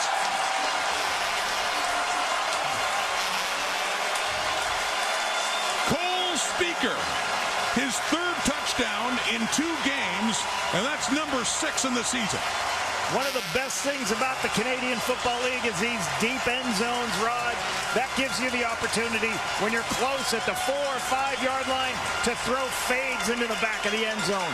I used to always talk to the receivers about, hey, we're going to make them defend the back of the end zone just as much as the front of the end zone. Press man coverage. Cody recognized it immediately. Just throws it to Cole Speaker. He knows he's got an opportunity. Run the outside receiver underneath. Great high hands, great concentration, and a beautiful located ball by Cody Fajardo for the touchdown. That's on the last play of the first half, so they'll do the point after for Maltos with no time left on the clock. What a drive, 11 plays, 94 yards off a turnover. The Alouettes drive down, and they cash in with their first touchdown of the game to make it a closer one, 17-13. You know, BC has the lead, Lapo, but those turnovers have certainly been costly. If you watch what happens here, usually in these situations, Cole Speaker, as he plays number 2 receiver to the field, there's so many opportunities for when it's man coverage that the safety can't get to him.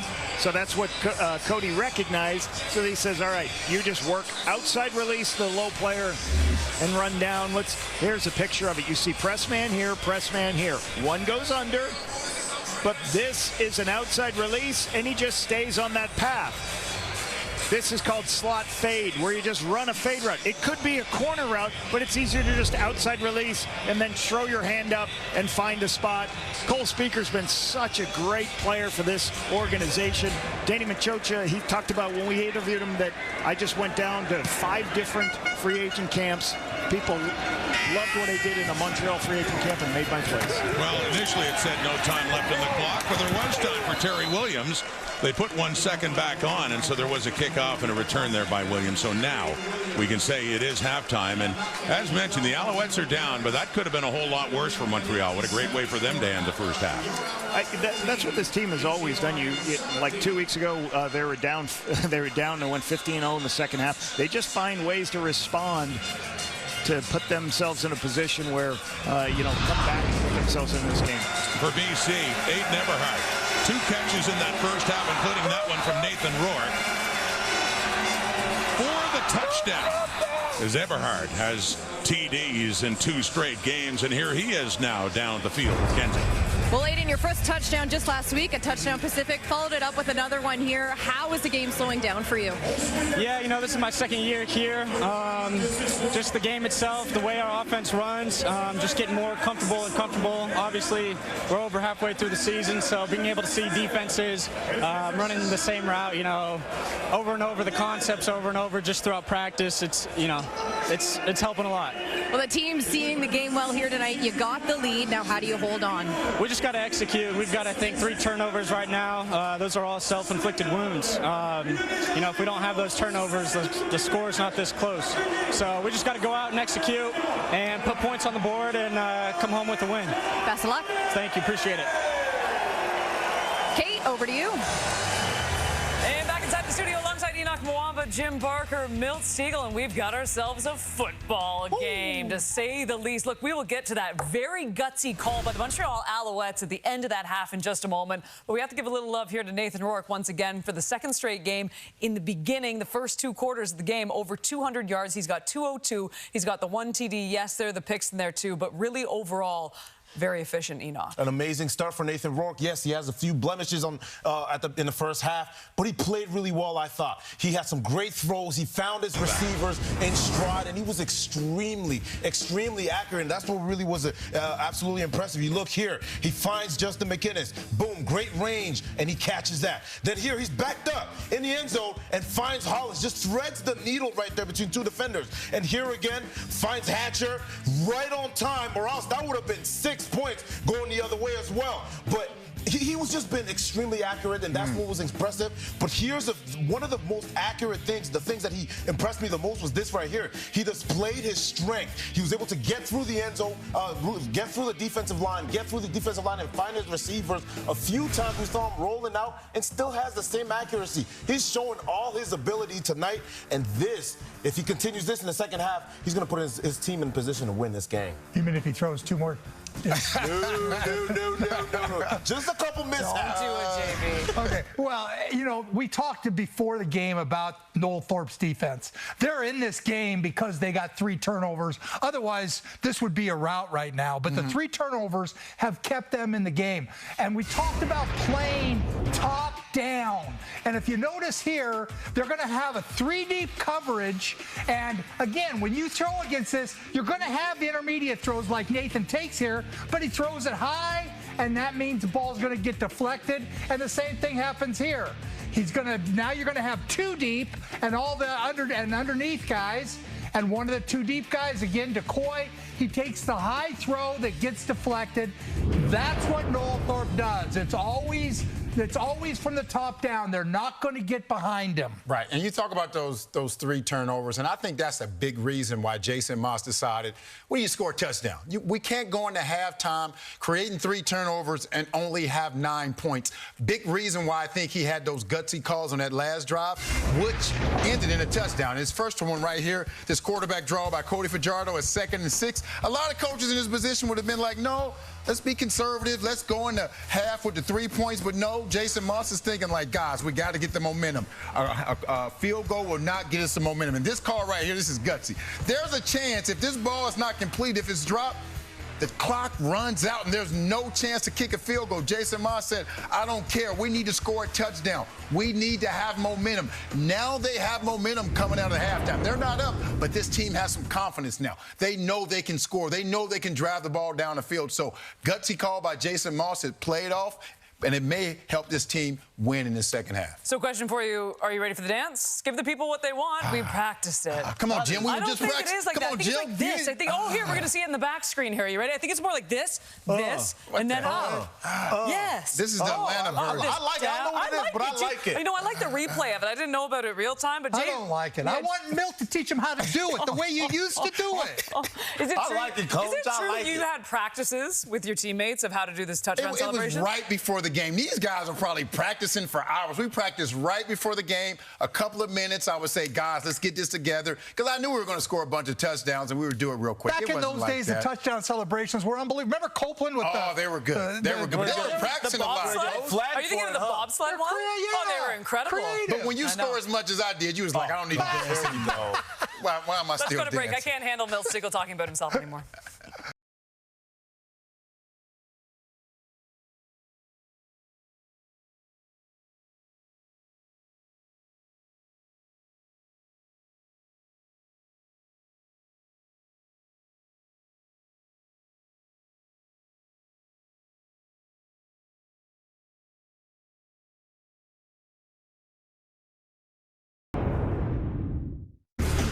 It is Super Saturday in the CFL. It all kicks off in the nation's capital on TSN with the Argonauts taking on the Red Blacks. And then note the middle game here. The Banjo Bowl between the Rough Riders and the Blue Bombers will be on CTV at 3 Eastern, 12 Pacific.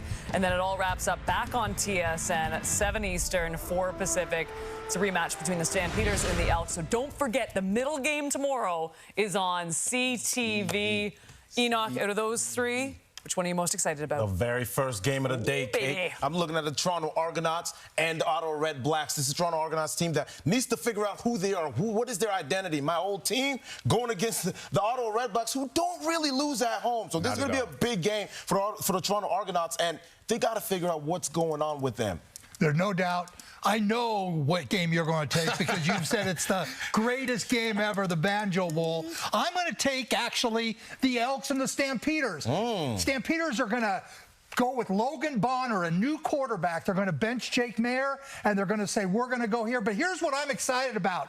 I remember the days of 50 to 60,000 for the rematch. There's going to be 30,000 there tomorrow for the rematch of the Stamps and Elks. How exciting is that? I'm going to call 35,000, Coach. That's what I'm saying, 35,000. Baby. And actually, the Banjo Bowl it's not the best game. It's the Labor Day Classic. But they tell me the Banjo Bowl does rival with, but we don't know. Because Wade Miller doesn't want to fly us out there. We've never been. We wouldn't know. We wouldn't know, Wade. You fly us out there, Wade. To Winnipeg. Thank you. You know what the thing is? There's still time. There's still time. No, I was just checking in the commercial. We can actually make a morning flight to Winnipeg. Should I text Wade or call him? Can you text Wade Miller right now and make sure that we're in Winnipeg tomorrow? Okay, I'll do it. Come on, Winnipeg. But don't you want to see Milt Stegall, Jim Barker, Enoch Mwamba? We'll all have banjos at the Rum Hut? This sounds great. Come on down to Winnipeg. We're coming, Willie.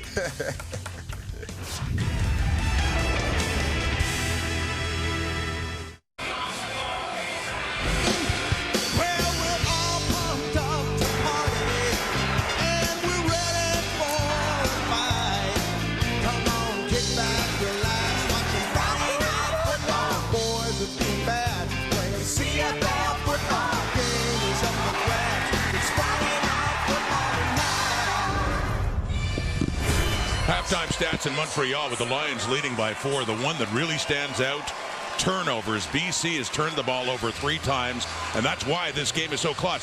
One of the turnovers, an interception by Marc-Antoine Dequoy, who's standing by now. Antoine, we look at that first half and just the Lions' ability to march down the field. Just how do you disrupt that momentum here in the second half? Look, we got to minimize the misassignment. Got to make sure that we rally to the ball. we know they got a good offense. We got to make sure that we play our defense and we play 30 minutes of football. You're able to take advantage of the turnovers. So what's just standing out about their tendencies and your ability to start reading them now? Look, it's a good team. It just, if they make mistakes, we got to capitalize. You know, those 2 interceptions, tip balls, loose ball on the carrying. We got to take everything we can and try to go get that win. Appreciate it. Thank you. Marc-Antoine talking to Kenzie Lalonde. Thank you, Kenzie. Rod Smith, Paul Lapalisse back here at Molson Stadium. There's James Letcher. The Alouettes are going to get the ball to start the second half, and they have momentum on their side, too. They took their most recent turnover and drove for a big touchdown to get within 4 points here. Letcher breaking loose midfield before he's bumped out by Stefan Flintoff, the kicker. So Cody Fajardo in a shorter field to work with, and things certainly ended strong in that first half, Lapo. 15-19, 221 yards, 1 touchdown. But what I would say about Cody is that last drive, they had 7 first downs, Rod. And that last drive to end the half, they had 5 first downs the whole rest of the half. So really good spark at the end to get that touchdown. Now, this is what Montreal does. They are a team that they're comeback kids. They're down 17-13. 7 of their 10 wins have been comebacks 3 times greater than 10 points. 74 yards in the final drive, 68 yards in the previous 5. What a difference. Oh, the ball comes out of the sack. This would be big for BC if they can finally force a turnover. And they do. The signal from Andre Proulx, so pressure coming in right away from the inside. And that's Jonah Tavai coming up with the football, but they put the heat on Fajardo right away. And this time, Lions football on a turnover. You see Tavai right here. He's playing inside the defensive tackle. And then there's a little bit of twist. He moves outside as there's a movement inside, but Tahama, the tackle, can't make the play. Knocks the ball out from Cody. Great recovery. Excellent start for the BC Lions defense. We turn the tables now in Montreal. Turnover. They get the ball at the Alouette 35 to start this second half. With a 4-point lead, William Stanback, left side, puts his head down, gets it down inside the 30. This is what you try to do, all these twisting, and when you do twists like this, what happens is Callender just gets in a position where he turned his shoulders and he can't recover to Tavai coming back inside. Bunch of bodies jumping around, trying to recover that ball. Excellent play by the defense. Best carry of the night for William Stanback, 2 of 6 yards. As Tavai has a smile about that one. Big hit and fumble recovery. Second down. Nathan Rourke has time. And he completes it to David Mackey, who has a touchdown. He scored the first touchdown for BC in this game in a short yardage play that he took for 23 yards. Has the reception for a first down, BC. Part of the course, zone coverage.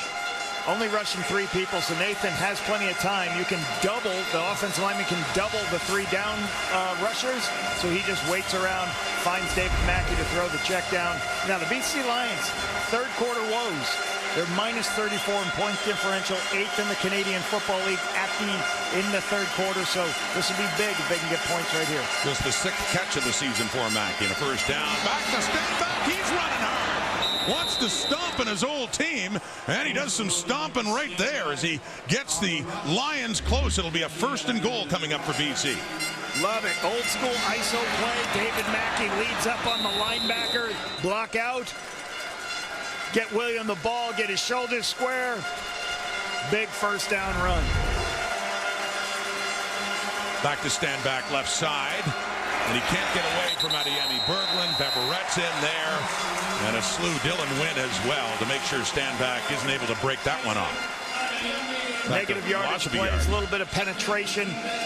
At the point of attack, I believe you're going to see penetration right there as they're trying to run their zone play. Adiemi Berglund moves inside, a little bit of a run twist. So send one in, out. The tackle's got to stay outside, so as the player moves inside, the tackle should naturally take Adiemi Berglund. Big moment for the Montreal defense now. A 2nd and goal at the Alouette 5. The Lions with a 4-point lead to start this second half. Nathan Rourke. Pressure coming, looks into the end zone, too far. Incomplete. 3rd and goal coming up, BC. Montreal tries to pressure there. Leaves the middle of the field wide open. You can see all those bodies up there standing around the line of scrimmage. They're all going to rush the quarterback as all those players come. There's plenty of time for the quarterback to throw the ball to the middle of the field, just a little bit too high. So this is a great stop by this Montreal defense with the ball inside the 10. To keep it within a one-score game as Sean White is out. He's 1 for 1. It was a short one, 23 yards. This is a short one as well. Just 12 yards away. White's 2 for 2. So BC takes advantage with points off a turnover, but not as many points as they would have thought they could have got. Instead, opportunity missed. They settle for 3 in a 2013 third-quarter lead. I don't think that's going to go very well for South Florida. You're not like you. I'm not. You're thinking Bama still has it, right? I don't think that's going to go very well. They're going to take their $300,000 and go home. Just don't get anybody hurt. Even after life after Nick Saban, it's still roll tide. 20-13 BC. And it's Walter Fletcher with a good run. He went left, he cut it back up, gets it up across the 50, and a first down for the Alouettes. Good stretch. Good reach by Callender, and on the outside, you have a wide receiver on the outside also helping create an edge. Good read. Takes 2 steps, then cuts it back inside. Nice vertical run by Walter Fletcher. Get vertical when you can in the run games. Gain of 12 yards for Fletcher. 7-point difference. The Alouettes still trailing. Fajardo to the right and high for Jose Barbone. And a little discussion. They thought he was juggling it as he went out of bounds. So what's the ruling here? Here's the, you want to play quarterback in the Canadian Football League, you got to make these throws. You got to be able to throw it from the hash to the right side of the field. It's a catch. That Saying Barbone had possession before he had it out of bounds. So Montreal's going tempo right now, trying to limit how many pictures you can see of it, so they're not going to huddle up. They're going to play fast to force if somebody on the BC Lions wants to challenge. 2nd and 5, the BC 54, and coming in was Ciante Evans on Barbone on a high ball and jumping in front, trying to jump in front and take it away. Evans, the ex-Alouette, he played here in Montreal back in 2019. Leads the team 2 interceptions. You love veteran quarterbacks. Watch how far inside the field corner. Ciante Evans says they play farther inside because they know the ball's in the air longer, so it's really hard to complete those slants on those field corners because they're going to play so far inside. As you saw, the veteran Ciante Evans understands the width of the field. As mentioned, Lapo, Barbone playing because of the injury this week to Austin Mack, who had just come back to the team. Played 1 game, was on the 6th now. Another good punt by Zima. Takes a bounce inside the 5, rolls out inside the 10. A little congrats for 36. After a drive stalls right there, Ciante Evans reaching up just a little bit high. BC still in front.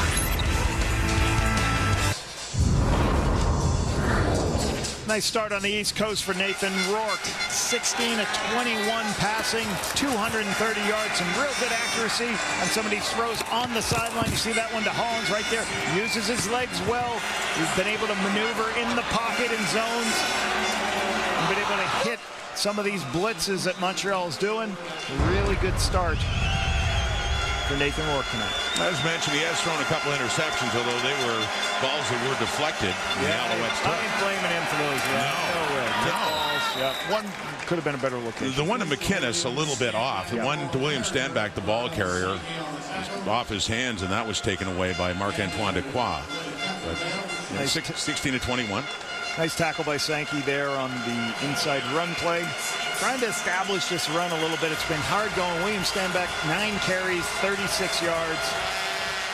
You know, sometimes you got to just keep going with it, but when you got a hot quarterback route, it's hard.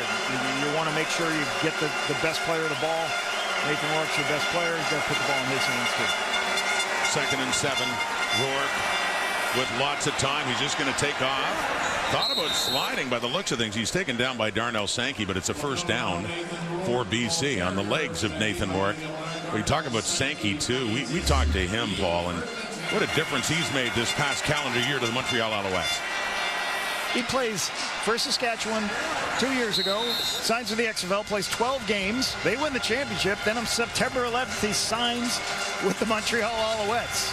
That's 41 games. that's a lot of quite football a year for him to play. 2 championships. He won in the XFL, and he won last year with the Owls. Talented football player from Sac State. He signed in the 11th. They played and lost to the Argos on the 15th. Intercepted! Deontay Ruffin. Third pick thrown by Nathan Rourke. And takes his helmet off in anger. It sets up the Alouettes nicely here. Another turnover committed by BC. Stepping in front, Deontay Ruffin with the pick. Fist bump, Noel Thorpe. Deontay Ruffin's 3rd interception of this season. Western Kentucky. There's a couple of things going on here. First of all, the ball's in the middle of the field, so it makes the throw a little longer. There's an action fake.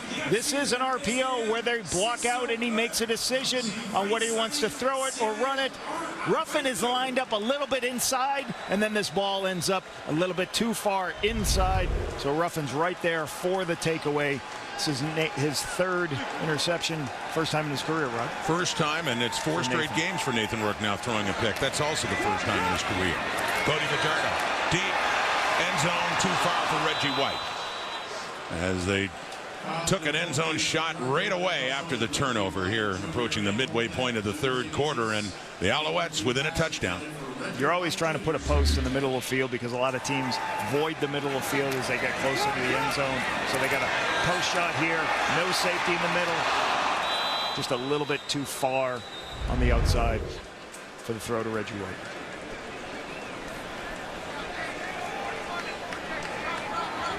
Fajardo's 2nd game back after going on the 6th game of the hamstring injury. On 2nd down, looks to the end zone again. Coverage was there. Ronald Kent, and making contact right after the ball arrived for Cole Speaker. So good defense there for BC as 2 quick strikes to the end zone come up with nothing, and a field goal situation now for Montreal. Another opportunity for Cole Speaker on what I believe was a double move. And what does that mean? You're going to try to stop the DBs. You're going to go in and then take a shot, trying to slow the DB's feet down. But really good recovery. Kent's a high player. He sees the movement inside. Now watch him close and go make a play. And there's the collision at the point. So good recovery. Well, I'm sure Jason's watching to see whether he has enough angles for the challenge. Yeah, he threw that flag. Montreal is challenging the previous play for defensive pass interference by BC number 21. Montreal conteste la décision. Here's the question I have. As we looked at that, well, we can have a few more looks at it. They said as they try to reduce the influence of the command center that they didn't want to be making decisions based on slowing it down to see if he arrived first. If they thought their initial impression was no interference, they did not call PI, that they didn't want to get into overturning plays if they thought you had to slow it down to determine whether or not it was PI. Well, I don't think just because it wasn't called here, they're still going to look to see if, hey, did a guy get there early? Did he make contact before the ball gets there? If they still see that on their reviews, they're still going to put a flag now. That looked awfully close, though, didn't it? Yeah, it's very close. Very close when you look at it game speed. Live speed, they said no pass interference. Here's the command center's decision. After review, the ruling on the field stands. Incomplete pass. Après revision, la décision. So consistent with what they said they wanted to do going forward regarding pass interference when it looks that close. They don't change the call on the field. Alouette fans don't like it.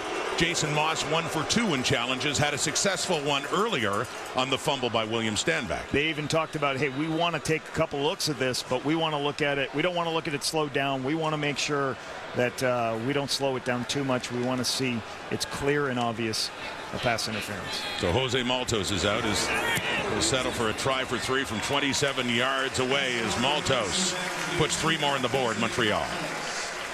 So Jason Moss frustrated with having that challenge not result in an overturn. Another look, as I say, when looking at this in slow motion, Ronald Kent now on Cole Speaker. Kent's going to come in from the top of the screen to make contact. Could be right on time. It's not clear and obvious that he was there early, but at least they're going to just say, hey, we're going to allow that to stand. And Cole Speaker didn't argue at the time. So BC ball up by 4 again, dumping it off to Javon Catoy, who was hauled down there by Darnell Sankey, and a late flag does come out. Catoy's 23rd catch of the season. This is a big body player. They pretend to block, then leak him out into the flat. Get him the ball out in space. 6'5", 230 pounds. Scholar tackle, Montreal number 1. So you can see right there, Canton tackle from inside the cylinder. So that's going to be a 15-yard penalty for Sankey on the horse collar. To finish the thought about Sankey, though, Sassine 4 days later plays his first game for the Alouettes. They lost, and then never lost another game. They've only lost 1 this year. Sankey's only lost 2 games as a member of the Montreal Alouettes. Crazy. Yeah. But he was penalized there for the horse collar. Sacramento State, Rod. Him, Ricky Ray, Charles Roberts, and Bob Bethard Thompson. I was going to say MVP from a lot of guys from Sacramento State. Amazing. Down to the Alouette 46.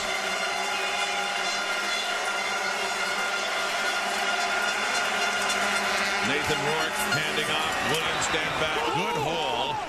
And he heads down just shy of another first down. Big collision there with Titus Wall. Here's David Mackey at the point of attack as a tight end. Pulled the backside, Suk Chung around, creates some space. William Stanback just stays on his course on the outside zone. Get a good gain on 1st and 10. Good 8-yard gain. 31 on 31. Quite a collision in a 2nd and 2. Lions up by 4. Stanback first down and more inside the 20, 15, and Wall on him again. He still goes for the touchdown. What an effort by William Stanback. And that's what he's talking about. 38 yards, rumbling his way in against his old club for a big BC TD. Great rhythm, great patience, staying with the run game. This is what he does best, squaring his shoulders, creates a crease, bounces outside, good blocking at the perimeter. Then he's going to make break one tackle, break a second, cut the weak arm, cut back, and then make the play into the end zone. They signaled touchdown. They were taking a look to see if he actually was down just before. It looked like the ball had broken the plane. They're taking another look at that. But as I said, they did signal the touchdown. What a run by William Stanback in his return to Montreal, a game, as we talked about, that means a whole lot to him. Now, talking to Jordan McSimic, offensive coordinator of the BC Lions, he talked about this situation. It was 2nd and 3. Now, he said last year we had so many problems on 2nd and short. Set on straight. What happened? It'll be a touchdown. Hey, Ernie. There we go. So Jordan McSimic talked about there was so much. We weren't very good on 2nd and short. We brought William Stanback to it so we could execute that. Obviously, they won the first down. Then they get the touchdown, his ability to make people miss. 3 plays, 70 yards. A big rumble by the ex-Alouette. William Stanback. How sweet must that be for him? Coming back to his old home, feeling spurned by his old team. Wanted to stomp on him. He certainly does on that play. He takes it in to increase the BC lead to 27-16.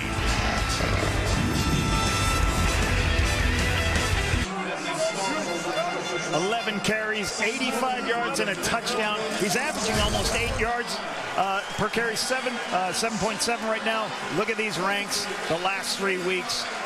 This is what they want to get out of this physical football player, and that's his way to get. Really good short yardage situation. What's he do? Everybody at the line of scrimmage. He bounces it outside, makes one miss, then starts using his physicality and his strength to get his way into the end zone. And let me go back as I talk about, I didn't think this offense, when he was signed, that wasn't going to change. This was not going to look, Rod, like 2018 Winnipeg Blue Bombers with Andrew Harris, because Vernon Adams at the time, you had a guy who really is great with a football in his hands. It wasn't going to turn into a run football, but they wanted somebody who, when they needed to bang, when they needed on second and short yardage, they could get it, and they certainly have it in William Stanback. And a 38-yard run for a touchdown. His longest run this season, and what a time, what a place to get it for William Stanback. James Letcher on the return after that kickoff. And read the quote earlier. He wanted to stomp the Alouettes. All business, even though he's got some friends here. And he's really enjoying his time in BC. I asked him what he liked about it. He goes, I spend so much time with this offensive line unit. We go to dinner together. We spend time apart from the facility. He's become really close to this BC Lions group. For now, it makes him the leading rusher in the CFL, ahead of Brady Oliveira. Oliveira at 851. Should point out this is Stanback's 13th game. For Oliveira, he's played 11, and they're playing in the Banjo Bowl tomorrow against the Saskatchewan Roughriders, part of our triple header. But for now, William Stanback on top of the league in rushing. And his Lions on top of this game by 11 again. Cody Fajardo to Charleston Rambo. And gets it up for about an 8-yard pickup. Gary Peters and Ronald Kent take him out of bounds. We have a fib here, Rob. A fib formation into the boundary. They put 4 receivers into the boundary. When you play zone, if you can look at this, hold on, let me draw. I don't know, I get an opportunity to draw. Let's draw it up. You put 4 people into the boundary. Now you can get a numbers advantage, block one of them, get the ball in space to the top yak yardage team in the CFL. Walter Fletcher lost yardage, tried to keep his feet. There's good pressure in there. That defense, Josh Banks and the Lions up front. And they push it back to a 3rd down to stall the Alouettes. 6 carries, 23 yards for Walter Fletcher. So the BC Lions defense, their front has done a really good job. Defense coordinator Ryan Phillips, their unit's really performing well today. We talked to him this week. Great conversation. I asked him, what are you better at nowadays? Right? I loved what his answer. You go, well, sometimes, Coach, I go back to the player days. And I start yelling at my own players. I got to be a little bit more cool, calm, collected. But you're going to be happy with Banks right there on that stop. Ryan Phillips, whose playing career ended here in Montreal. He was injured. It was short, and he did regret, nothing against the Alouettes, he regretted not retiring as a BC Lion. Great career he had there. And now starting another great career as a coach in BC. What another fine punt by Zima to chase Williams back inside the 10.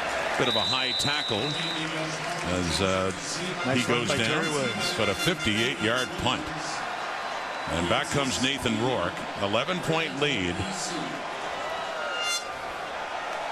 In his 4th start since returning to the Canadian Football League. And each start, certainly heading into last week, after the game in Victoria last week, each start has gotten better.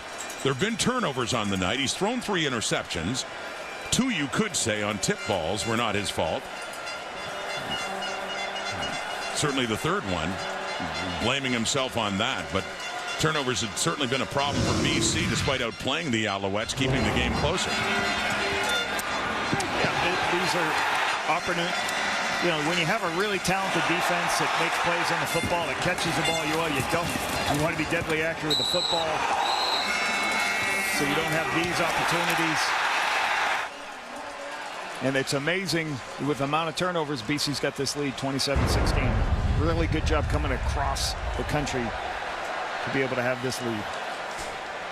And there is an injured Alouette. Special teamer Frederic Chagnon is still down, getting attention by the Alouettes medical staff. Montreal, as mentioned, has only lost 1 game this season, and that was here at Molson Stadium in Week 6.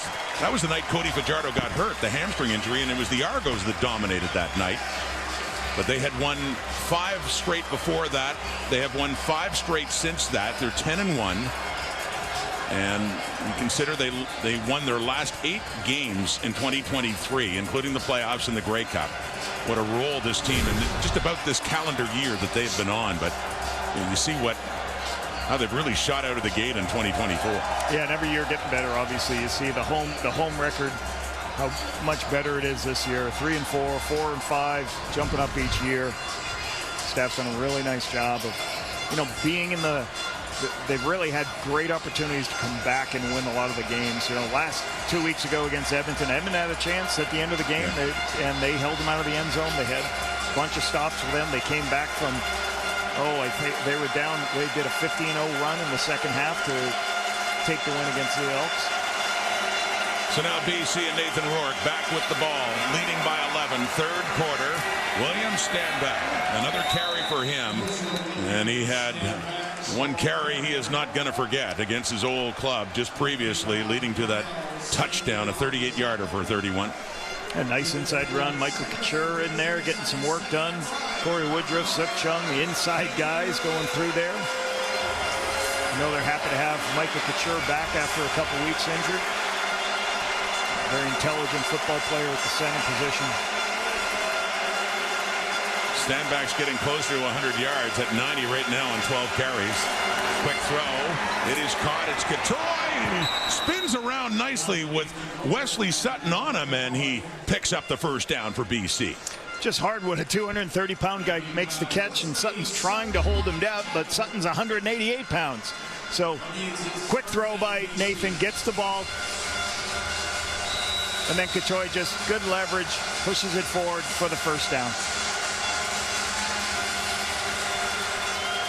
In his 5th year out of the Langley Juniors, local product for the Lions. And yeah, big target. And a strong one at that. 1st and 10 at the 27.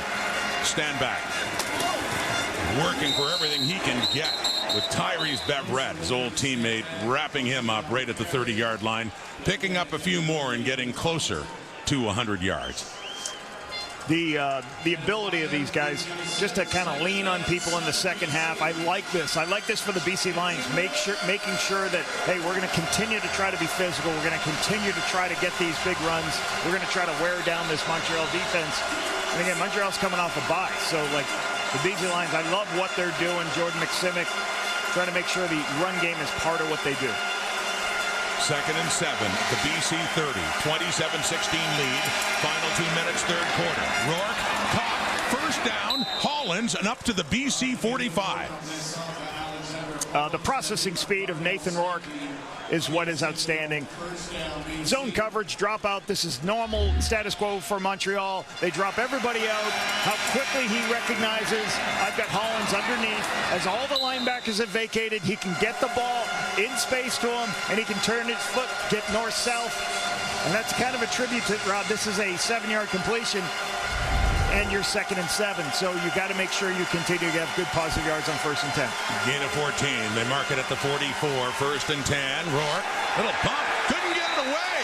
He is sacked again, and it's Tyrese Beverett, who's been in many ways their top defensive player, their leading tackler, and leader in defensive plays as well. Watch him right there. Here comes Tyrese Beverett. On pressure, he comes. No, you have no back in the backfield, so he's as the back goes to the left, he becomes a free rusher. Nathan doesn't have a chance to throw the ball. There's nowhere to go. Really good push in expansion to give Tyrese Beverett that run up the middle into the inside A-gaps for the sack. Second sack for the Alouettes, loss of 5, 2nd and 15. Down he goes again. Ball's out, still out, as Rourke picks it up, but it had been blown dead, and it's Isaac Adeyemi Berglund with his 2nd sack of this game. Speed rush on the outside. Speed kills when you're coming around the edge. We've got young tackles on the outside, but Adeyemi Berglund coming around this edge with speed. He just beats David Neville's hands, and if you don't get your hands on him and can't run him by the quarterback, it's going to be a sack every time. Great play by Demi Bergman. So Rourke and the Lions go backwards in that possession with 2 sacks.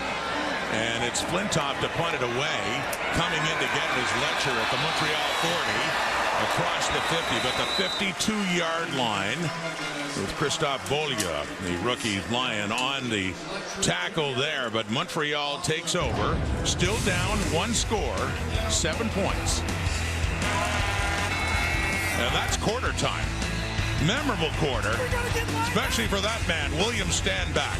The touchdown to pad the BC lead.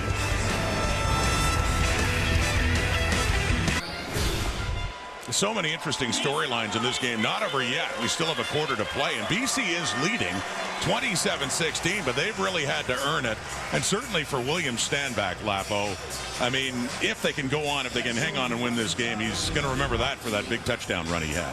Really nice run, really nice balance of trying to get the run game involved. Once you got to make sure you do that, because facing this Montreal team, now they've got 3 10-point wins this season, coming back from 10 points down. So they're in a situation where, hey, we've got to make sure we finish in this fourth quarter, because Montreal are the comeback kids. Like I said before, 7 out of their 10 wins were from behind.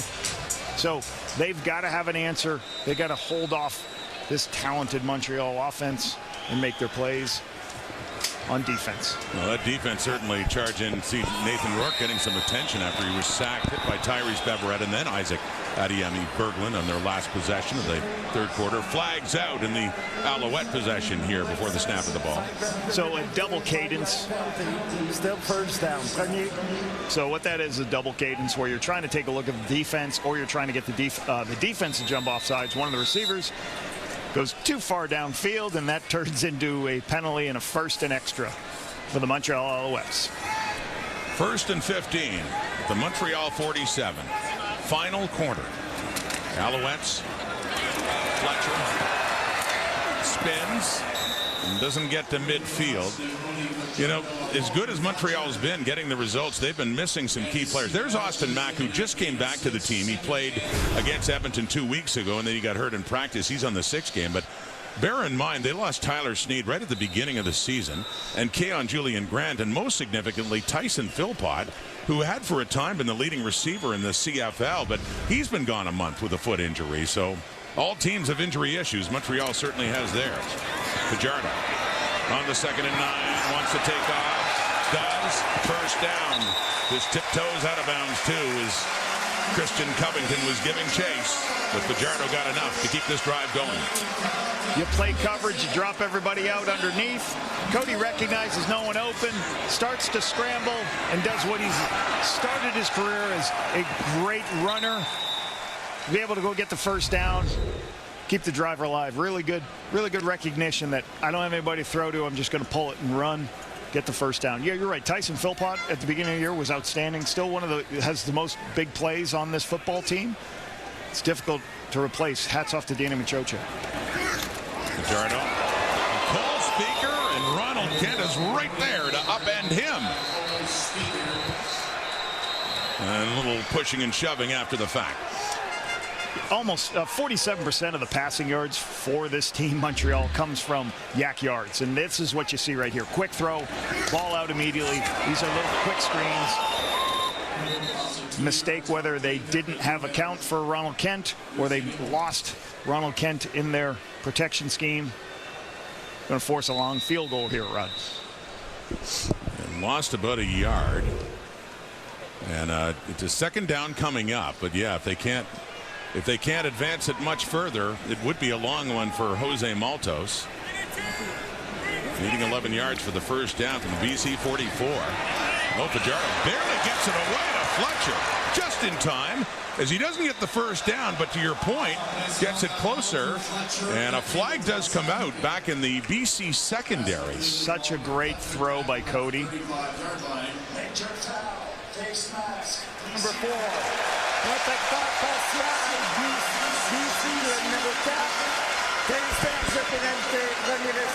Well, with that face masking penalty, and Ryan Phillips is beside himself, as That'll move things down for a first down for the Alouettes near the Lions 20. If there wasn't a face mask, what I loved about this, Cody, knows he's not going to get the first down, but he doesn't take a sack, and he would have made that field goal much easier for his kicker. So love the decision to get the check down, but the face mask is going to give them the first down they need, put them right inside the 20. So the Alouettes moving right back. Down 11. Trying to draw. Fajardo wanted to take off, but Sione Tehema says, simmer down. You're not going anywhere. This is the second play I've seen that it's truly called a quarterback run. It's not a quarterback draw and everything. This is a power play to the quarterback. What does power mean? You're going to pull a guard over. One guard's going to come over to one side. But Tehema, he beats the guard, so the guard cannot kick out. And that is a shot delivered on Cody Fajardo. Want to be a quarterback, all that glamour. And in that case, Tehema, an open season to come in and take down Fajardo hard. It's a 2nd and 14 on that loss in the BC 24. Fajardo, he dumps it off the Fletcher again. Has his feet, keeps running.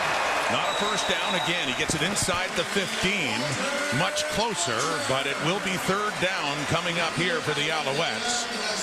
Down 2 scores, 11 points, and you can talk about like Walter Fletcher, like you understand why they utilize him so well. That I talked about already. First in the Canadian Football League in yak yards.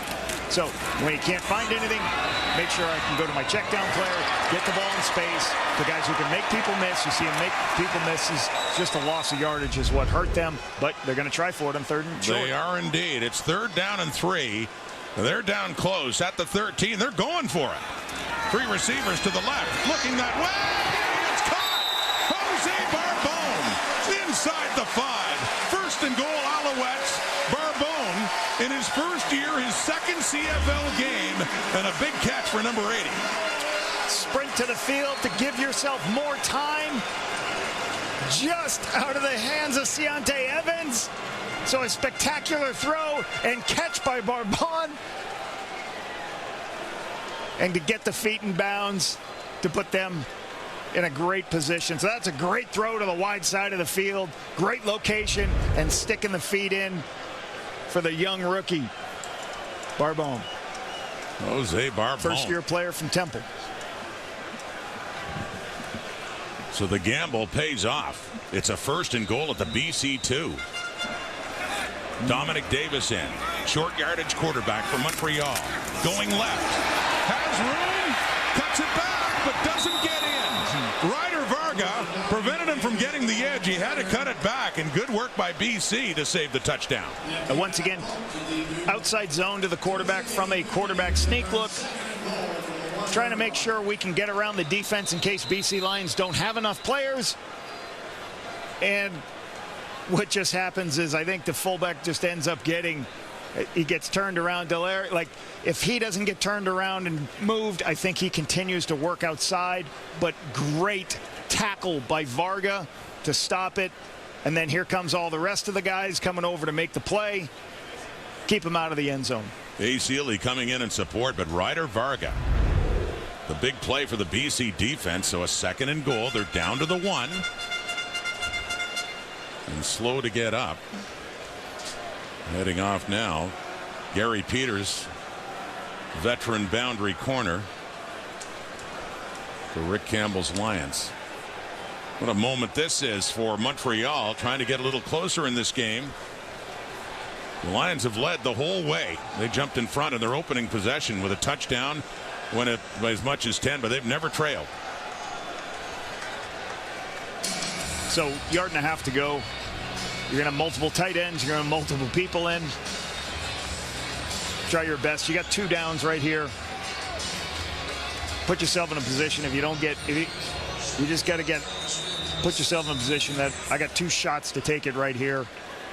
The ball should go back to the 1 if you get to the half-yard line. But should be 2 heavy inside runs here by the quarterback. This is Dominic Davis's 4th game since coming back to Montreal. He has 1 touchdown. Does he have 2? Dominic Davis pushes it into the end zone. Touchdown Montreal.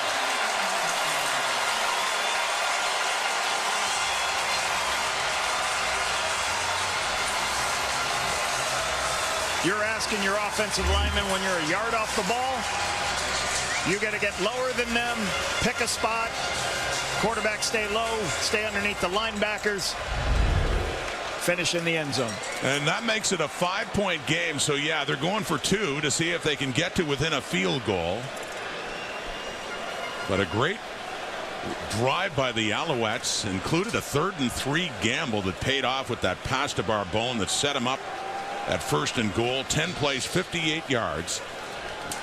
As once again, BC still leads, but the tide feels like it's turning a little bit for Montreal in this 4th quarter for 2 points to get within 3. No, for Charleston Rambo. Manny Ragamba is right there. So still a 5-point game. 9:37 on the clock. Fajardo.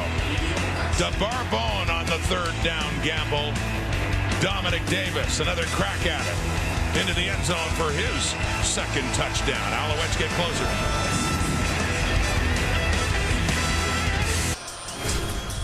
Week 14 started tonight. Week 14 ends in a big way tomorrow. Super Saturday. Triple header. Look at this. What's that game in the middle? The Banjo Bowl. Riders Bombers on CTV. Look at that. First time awesome. CTV's got the CFL since 1986. So it starts with the Argos and the Red Blacks. And it ends with the Stampeders and Elks. Both of those games on TSN, but note, CTV will have the Banjo Bowl. On that kick, a short kickoff. And the Alouettes, who had just picked up a touchdown, got it to within 5. And a flag does come out. Looked like a moonshot where they're going to try to kick it to an area where they felt there was no players on the return team and go recover.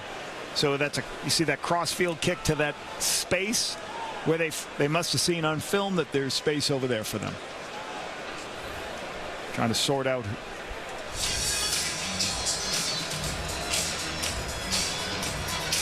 We didn't hear from Andre Prue on this. Yes. Or will we? Well, Andre's mic has a couple of issues right now. Andre's like he's on a Zoom call. You know, you're always on that Zoom call. You're muted. You're muted. Yeah, I was going to say, you're muted, Andre. Turn the mute off. Can you read lips? Okay. We're assuming, I will assume this from Rick Campbell's reaction, that it's still BC football. But a soft kick going down. And the Alouettes touch it before it went out. So the Alouettes tried kind of not like a 10-yard short kick, but went a little bit further, just into an area where they thought they could recover it. A flag did come out, and as I said, it looked like Rick Campbell and the Lions were satisfied with the ruling. It's BC's offense out on the field as the discussion continues with Noah Thorpe down there and Byron Archambault, the special teams coordinator. Yeah, sometimes you're going to look at your self-scout and you're going to watch and you see if people run back to do their coverage too early. Sometimes some voids are shown on the field, so they did what's called a moonshot to try to go recover a short kick. And now we're going to get an explanation from the referee, Andre Prue, and Alouettes are pretty fired up about this.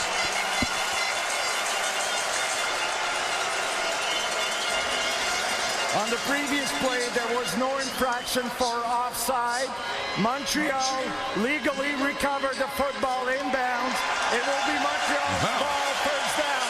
Well, there you go. I don't think Rick Campbell's satisfied now. So he's livid. As you could see the Alouettes last to touch it as it was heading out, but we assumed the flag initially an offside against Montreal. And yeah, Archambault's fired up in a good way for the Alouettes. That paid off, and the Alouette offense is back on the field. So the ball goes, at least once it goes 10 yards, anybody can recover it. It starts bouncing backwards. Hard to see from that angle, but I assume they're saying that Montreal touched it. As it come out, once it went 10 yards, started to go backwards. As long as the Alouette player didn't go out of bounds first. But the ruling is Montreal ball. Cody Fajardo to the left. Cole Speaker Alouettes got within 5. Last time they had the ball just moments ago. 2-point conversion try failed, but here we are, one-score game, 27-22 BC.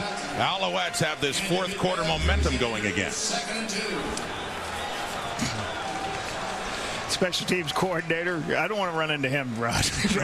He's a pretty, Brian Archibald, pretty thick guy. Great call by the Alouettes. Great call by Jason Moss. Trusting his special teams coordinator. Hey, let's go ahead and do a short moonshot kick and try to get the recovery. And it worked. 2nd and 2 now. Up near midfield for the Alouettes. On the move again. Oh, we got a flea flicker. And a deep look. Down the left for Barbon. Just a bit far. He got in behind coverage. Just a bit too far for Jose Barbon. These are products of one thing, Rod. They're products of bye weeks. So you have an onside kick or a moonshot kick. You have a double move flea flicker. Why do you do that? Well, hey, you got a bye week. You got plenty of time to practice. Usually, as a coach, you're going to pull out, hey, we got a couple extra days of practice. Let's make sure, hey, let's do that flea flicker we've done before. Hey, let's make sure we have, I always talk about right after a bye week, somebody's going to pull out some special play because they've got more time to practice in a short week or anything else. So this is a direct result of Montreal having the bye week. It was on a 2nd and short trying to fool the Lions there, but instead they'll have to punt it away. Zima takes a hop, and it heads into the end zone this time, Rianne. Terry Williams gets up to 1. It's still a 4-point lead, though, after a 60-yard punt. Flea flicker. Fajardo. They're just off.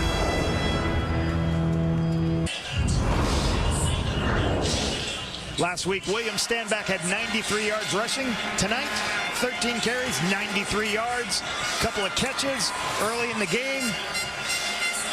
And a big explosive run for a touchdown.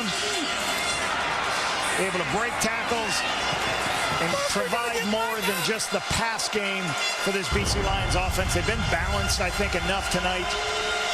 And he's provided a spark and helped this young offensive line. You could feel the determination on that touchdown run. Stand back. Rourke has the time. Wide open over the middle is Katoy. And a big strike for BC as they get it down from their 40 to the Alouette 40. A 30-yard pickup. Katoy, big-bodied receiver. Between him and McInnes, you like play actions and then just throw it over the top of linebackers to big-bodied receivers. Great throw location, over the top of the linebacker to Katoy. You love those huge receivers that this BC Lions team has. On that last punt by Montreal, the Lions have given up the Rouge, making it a 4-point game. Back to William Stanback from the 40. Picks up another 5. His helmet comes off just as he goes down, but looks like 5, maybe 6 yards for the Lions running back who played in Montreal from 2018 through last season, winning a Grey Cup with the Alouettes. You just love how quick, like his feet are so good for a 230-pound player. Like he just picked him up, moved out of the way, was able to avoid an arm tackle to force a 2nd and short situation.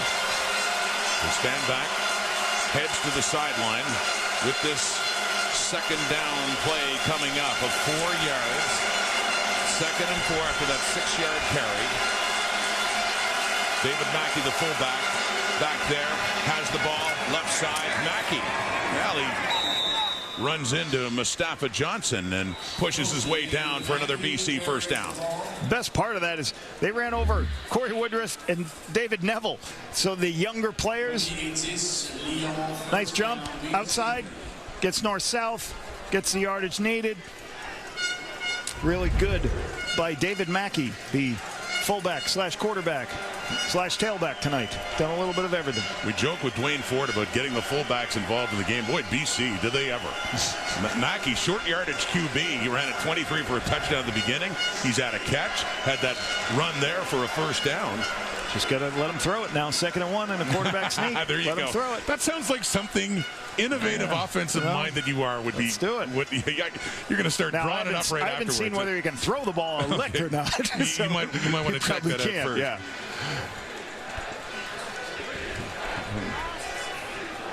Remember you in studio years ago drawing up plays, just something to do, always working on some new wrinkle, some new idea. And stealing it from other people. Well, that's what good coaches do. You see other people do it, and then you keep going. Secret to good comedians as well, I understand. That's what Perkins been a good player, good find for them the last couple of years. Good right tackle. Andrew Pearson will go in. Boy, they've had to juggle things in their old line with Terrell Broxton suffered the knee injury, went on the 6 last week and touchdown Pacific, so they made that change. Tyler Packer had been starting this year. He got hurt, so they brought in a new left guard to their left side. And we hear the noise, a lot of noise here in Montreal right now. Oh, yeah, cue the air horns when the Alouette defense is on. 1st and 10, Montreal, 28, and back to the ground, and legs chugging, 31, William Stanback. Exactly what Jordan McSimic talked about. He's like, hey, we want to be able to have a guy that if I need to get 5 yards, I can get it. He squares his shoulders, just makes a slight inside move, and then he's going to fall forward and get 4 or 5 extra yards to put them in a second and medium position. Way easier to convert second and medium, obviously, than any second and long situation. And with that carry, William Stanback's gone over 100. He's at 104 now on 15 carries. 2nd and 5 at the hour, 23. And it's off to Alex Hollins. Turns it up. Looking for another first down as he keeps the legs chugging there inside the 20 down to about the 18-yard line. Hollins is the single receiver up top. One-on-one situation. And sometimes when you have a lot of people at the line of scrimmage, that's a run play. But if you get a one-on-one matchup on the outside with depth on Hollins, the quarterback has the green light to throw it outside. Take the opportunity, throw it out, throw an accurate ball, put it in Hollins' hands so he can get forward for the first down. So you're just trying to get speed and space. Really good north-south move, and it's just there. At the link of the chain, it's 3rd down. Not quite. Just the shortest of short yardage situations now for presumably the fullback David Mackey to go to work. In a similar spot on the field, a little bit further out, as mentioned, the 23 back in their opening possession. Mackey caught the Alouette defense off guard and found an opening, and not only got the first down, he got to the end zone.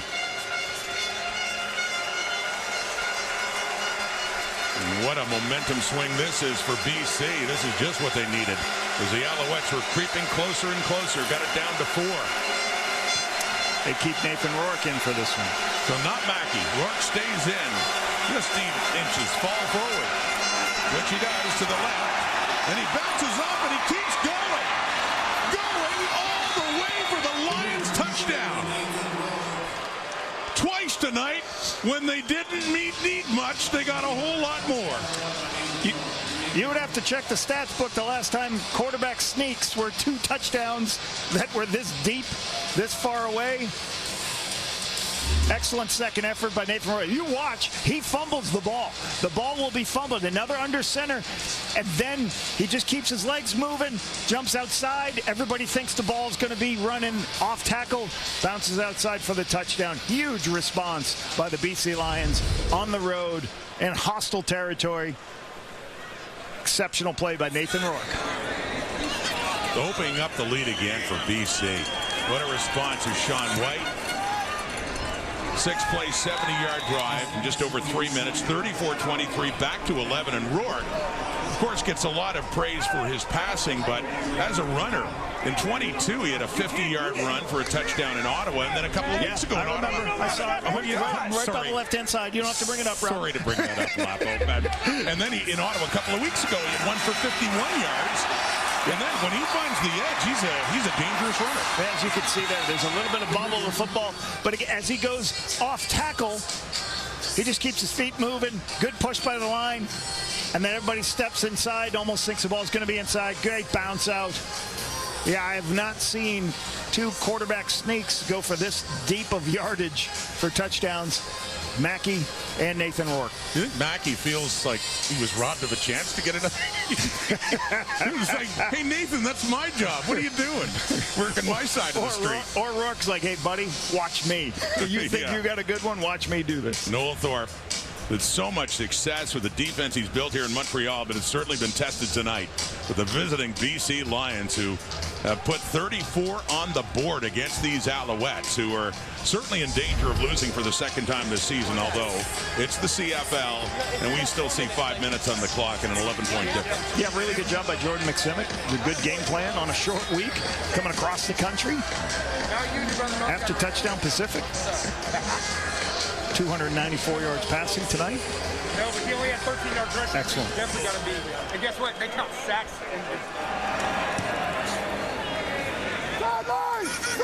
Off the kickoff, Alouette ball again. James Letcher on the return to the 30, 35, and finally pushed out of bounds. And little helmet to helmet with Maxime Royer. Ryan Phillips' defense about to be tested again by Montreal. Let's get an injury update now from Kenzie. Yeah, so right now for the BC Lions, we're monitoring Deontay Evans and Gary Peters. So a challenging sight right now. They're two starting corners. Questionable to return right now. Deontay Evans battling with an elbow injury right now at this time. It's all taped up. He is back here on the sideline, so he's got tape and some wrap around his left elbow. And as for Gary Peters, that's an ankle injury he's nursing right now. So we'll see if these two do return to the game, guys. So certainly a relevant storyline to follow here. Thank you, Kenzie. See Adrian Green on the corner now with the injury to Evans. That is caught by Charleston Rambo. Ryder Varga wraps him up and keeps him to about a 5-yard carry. Make it about 6 or 7 there for the Alouettes. Green moves from the free safety over to the corner. Try to make that change. You're going to expect to see a lot of zone. You're going to see a lot of zone coverage, trying to help Green playing out to that field corner. And saw Peters injured earlier. But we got him back. But he is back on the field now, the boundary corner, the veteran Gary Peters. 2nd and 3 at the Montreal 45. It's getting late. Down to 4 minutes, pump fake. The throw, it's caught. Shetler Fervius, midfield. First down into the Lions zone. Clock continues to tick at about 3:50 to go, and Montreal back to trailing by 11. Christophe Beaulieu is now playing free safety. First-year player from Laval. He's playing the deep player, and part of the chorus. Montreal just taking the checkdowns as much as they can. Here we go again after the gain of 13. Intercepted. Lions ball. And off a deflection, it's TJ Lee who takes advantage. So kind of a turnaround there after the Lions had given up a couple of tip balls. That one headed for Walter Fletcher, ends up going to TJ Lee, and a big turnover committed by the Alouettes. Battle of the takeaways off the tip balls. TJ Lee making his second start as a Sam linebacker, a strong side linebacker. Ball goes a little bit too high. TJ Lee's right there to make the play. Cody's flipping his hips, trying to throw, puts a little on it, a little high. TJ Lee's right there to make the play. Veteran football player from Eastern Washington, 10-year vet, the leader of this defense. That's the third time we've had an interception off a tip ball. As BC gets in on the act. And there's William Stanback. He's got his 100. He's got his big touchdown. What he wants most is to get his win against the Montreal Alouettes, and they're 3 minutes away from getting that. They have the ball. They're in the Alouette zone. They're leading by 11. Looking good at the moment for the BC Lions.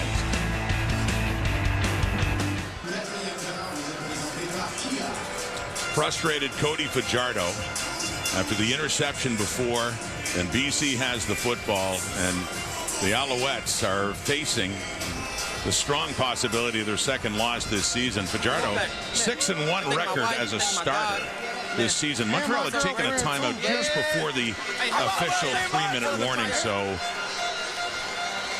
they'll give the warning coming out of this Alouette timeout, but it's BC football. Nathan Rourke, 2nd and 3. It is caught. Justin McInnes turns around, gets the first down, puts his head down, gets it inside the 35. So 2:51 on the clock, and they'll issue the 3-minute warning, but BC Lapo with a great chance now to put this game away. the thing they do the best is they're minus turnover margin right now. They have 4, Montreal has 2, so in the turnover margin world, they are -2 in turnover margin. You don't normally win a game when you're -2, but the BC Lions, they run the ball well. They've gotten some of those explosive runs on those short yardage QB sneak plays. And William Stanback's added 100 yards himself. We're down at the 35, 2:34 and ticking. Stanback. A memorable night for William Stanback. There were a couple of mistakes earlier. The tip that led to a pick, the fumble that ended up being taken by the Alouettes. But they'll remember that big run, especially if they hang on and win this game. 38 yards. What a determined run by William Stanback in his first game against his old team. And this defense has done a very good job tonight. Brian Phillips and these guys are like, you got to hold off the big playability of this Montreal offense. And they really, for the most part, haven't had a lot of big plays. So Brian Phillips has had a nice game plan on the short week. BC started 5-1, lost 5 in a row, then won last week to get back to 500.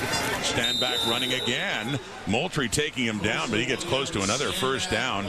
He's still running hard and well over 100 yards rushing on the night. Just widen people out. They like William Stanback loves what's called the outside zone play, where he runs wide and the linemen run wide, and he's just looking for a crease to get up north-south. Gets them 9 yards, put them in a wedge situation once again to continue to burn this clock. Get the first. Rick Campbell's Lions, if they can hang on, they for now would move back into first place in the West at 7-6. The Bombers playing the Riders again tomorrow, though. Both teams were at 6-6. That is Mackey in the 3rd and 1. Back in the short yardage play. Montreal at this point was 6-0 against the West. BC was 2-2 against the East. Pretty impressive day. Nathan Rourke out as a wide receiver watching. First down happened. The Lions swept the Alouettes a year ago. They won earlier in the season in Vancouver. They came in here, and Vernon Adams, talk about former Alouettes going against their old team. Adams got the start. There's Vernon taking now in at the number 2 quarterback to Nathan Rourke. Stanback, ex-teammate of his in Montreal and teammates again, of course, in BC. And a big part, a big reason why Stanback wanted to go to the BC Lions to be with his friend VA. Yeah, it's going to be a nice day, like for him to finish the game with the ball in his hand, trying to keep running the clock out. So I'm sure he's enjoying every carry he's getting here to keep churning away, run this clock down. But in that game last year, won 34-25 by BC. About this time a year ago, Adams threw 3 touchdown passes, no picks, and you know that had to feel good. I'm sure he can relate to what Stanback is feeling right now, coming back to Montreal, and they just keep feeding 31. And, you know, always taking the high road and dealing with this, you know, with Nathan Rourke coming back with total class and the great start he had to the season with BC. Rourke taking over number 1 right now, but Vernon Adams, pretty talented. Yeah. 2 quarterback system you got right there. I was going to say, how would you like to have that QB room right now? Yeah, absolutely. But Adams had some good years in Montreal with Stanback. 2019 for both of them. It was a breakout year for Adams. Stanback ran for over 1,000 yards. And they're close friends. And, yeah, that was Vernon Adams had a big hand in William Stanback wanting to go to the BC Lions. So Sean White trying to make it 3 for 3. All 3 of the tries for him, just chip shots. There's Mike Benavides, our friend Benny, special teams coordinator. Please reset the game clock to 39 seconds. 39 seconds. With a word for David Mackey. Taking as much time as they can before they kick this field goal. And that would, you know, essentially put it away now. Still an 11-point game, but the BC Lions, huge road victory by the looks of things now. Under a minute to go, and White out.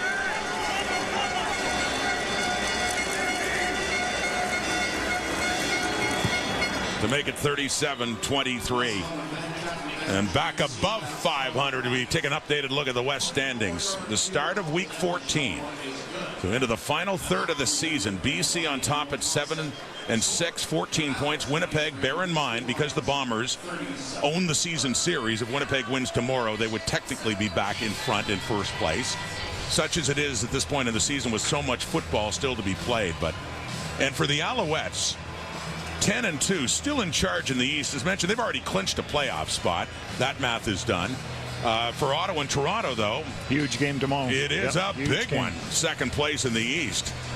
For the Red Blacks, who haven't played a lot of Eastern teams, they've only played 2 teams in the East this year. They played here and they lost badly. And they had a walk-off win at home against Hamilton. So that game it's been a long time since they've faced an Eastern opponent. And that's if the Red Blacks really want to gauge where they are. I mean, this one tomorrow against Toronto is a big one. They performed very well against the West. Now they got to go face their Eastern teams. That's why they talk about the end of September, going into September, the rest of the season, when you start playing some of the. I think the league has done a great job of scheduling the people that you're going to be fighting for playoff spots at the end of the season. It's been really good. That Bomber Rider game tomorrow will be, obviously the back-to-back. That's going to be a lot of fun over there in Winnipeg. Yeah.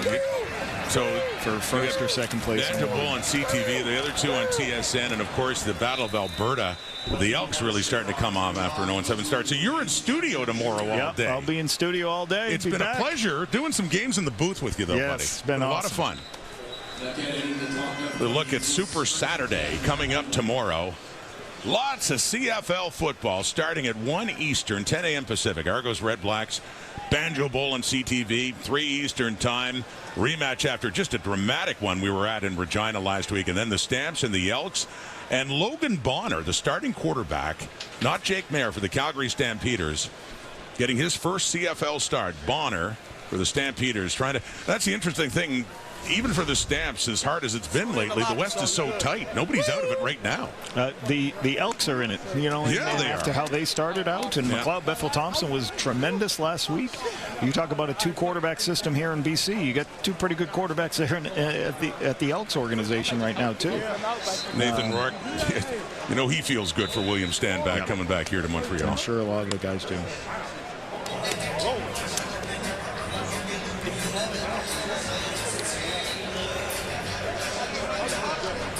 William Stanback, I'm sure, looking ahead to this game. Bittersweet, of course, fond memories winning a Grey Cup with the Alouettes, but not happy with the way it ended, not getting offered a contract. He has 20 carries for 128 yards and a beautiful, hard-working 38-yard touchdown run that is going to feel good for a while, I'm sure. Long flight home, but it'll be a great one for the BC Lions. About to win their second straight, Cody Fajardo. And the Alouettes about to lose for just the second time this season and just the third time since September the 15th, going back then, just before they went on their run of 8 straight and won the Grey Cup. Very good football team, very formidable crew here. They get, and I've said this all along, this Montreal offense has stepped it up so much better this year than the previous year. They can score points, they're explosive, and you get a great defense. This wasn't their night tonight.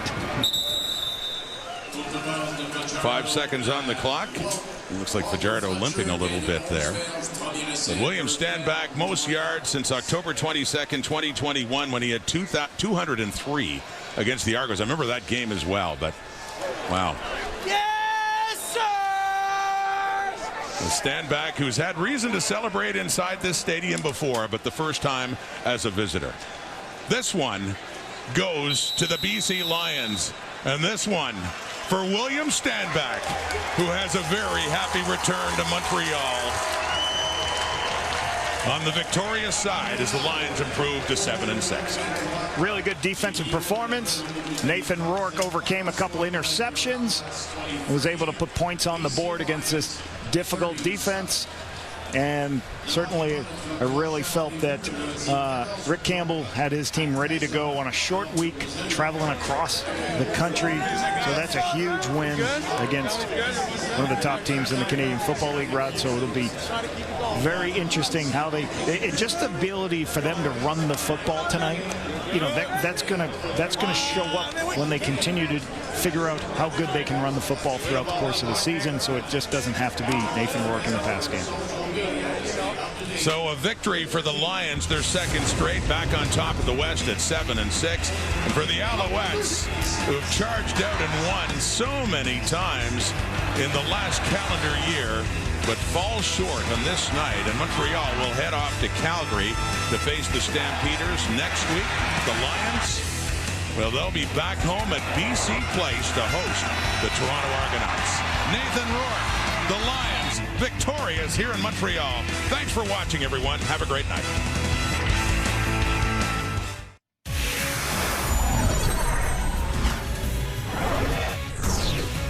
Welcome you into Sports Center. He's Glenn Sheeler. I'm Sarah Davis. So a rested Alouettes team could not handle a Lions team that looks to have their mojo back. They got that big win last weekend in Touchdown Pacific, and now a big win here in Montreal against the best team in the league. Right. Anytime you go up against the Grey Cup champions and the team that has, the best record, like you mentioned, it's a measuring stick. You want to see where you're at. So they snapped the 5-game losing streak last week, BC, and now they're looking like a totally different team here as we go down the stretch of this regular season. There's the Lions and the Alouettes as Vernon Adams Jr. backing up Nathan Rourke for this one. Adams back after missing over a month with injury. Second quarter, 10-3 BC. Rourke's pass deflects off the hands of William Stanback and picked off by Marc-Antoine Dequoy, already Rourke's second interception of the game.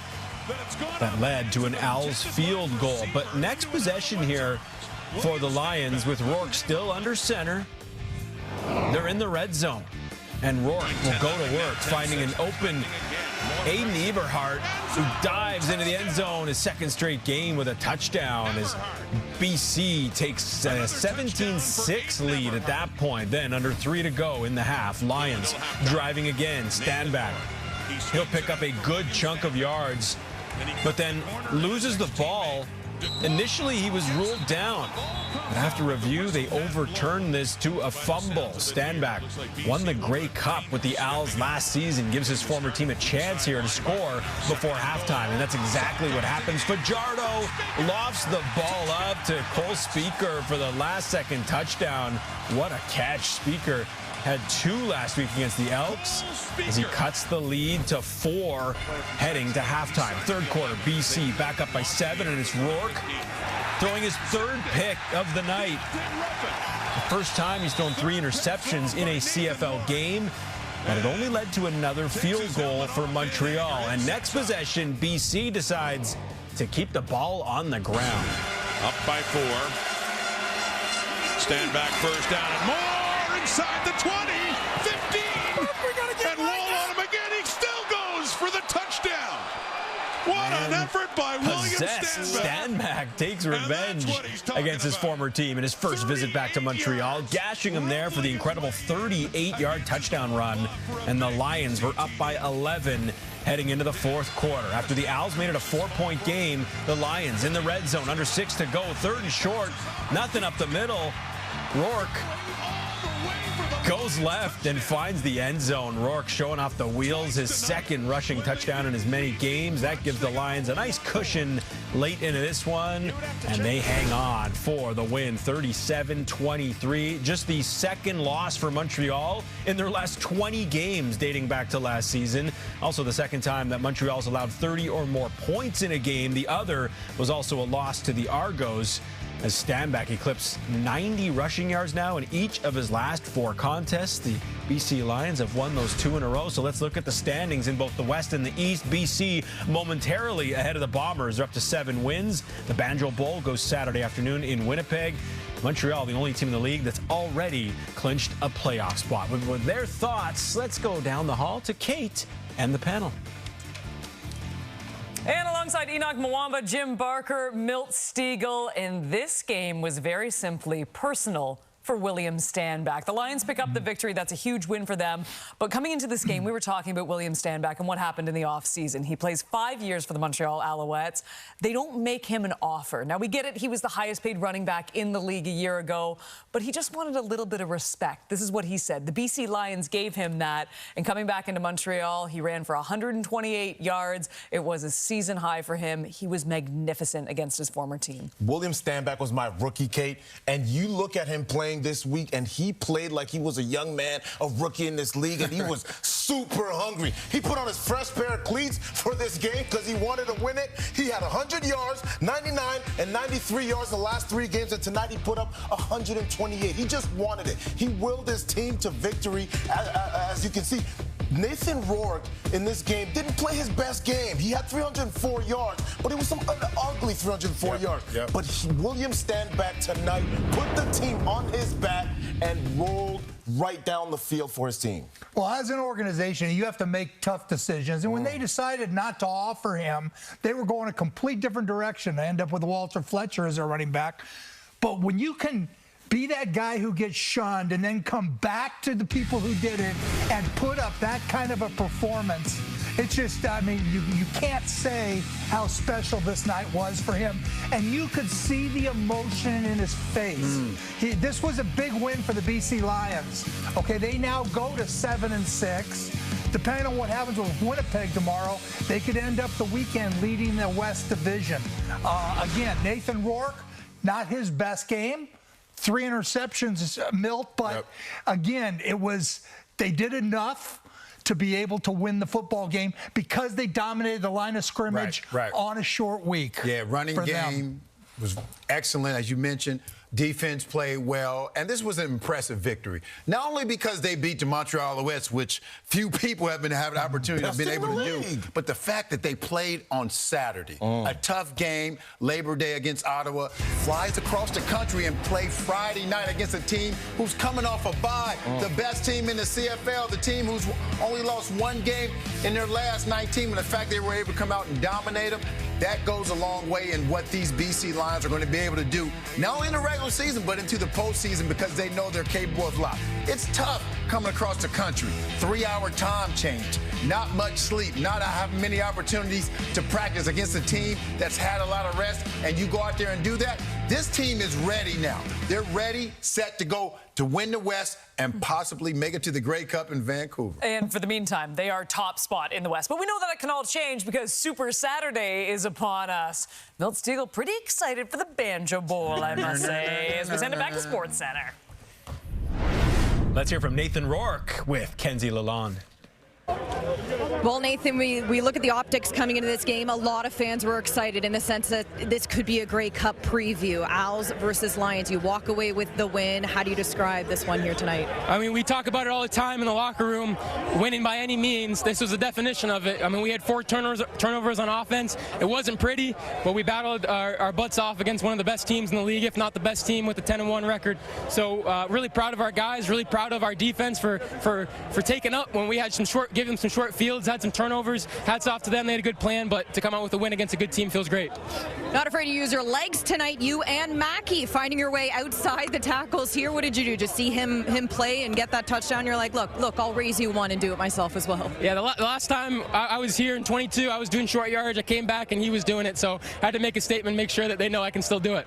Stanback, a big game for him, and to get that touchdown, did it feel like that was a momentum shift for you guys, and how personal, I'm sure, of an accomplishment that was for him? Yeah, I mean, playing in a place where he called home for a while, it's always a big game for him, so I'm happy for him for that. But I'm more happy and more proud for him, the fact that we bounced back after a turnover. We rallied around them. He found his way to the end zone. He's a beast. He showed it again tonight, so really proud of him. The guys up front did a really good job. We were beat up. We had some guys have to switch positions, but we still got it done. Enjoy the win. Yeah, thank you.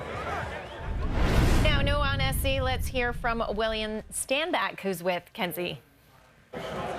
Will, I mean, do you feel like you can kind of just exhale here? There was so much going into this game for you personally, having spent 5 seasons here. You not only get a touchdown, you get the win. Just how would you describe this feeling here tonight? It feels great for myself overall. You know, obviously for this organization as well. You know, we're turning the page now. You know, we had a slump in the middle of the season, and it feels good to come out here and get this win. You know, we know what type of team we're facing, and we knew it wasn't going to be easy. So we just try to stick to the game plan and try to execute every time.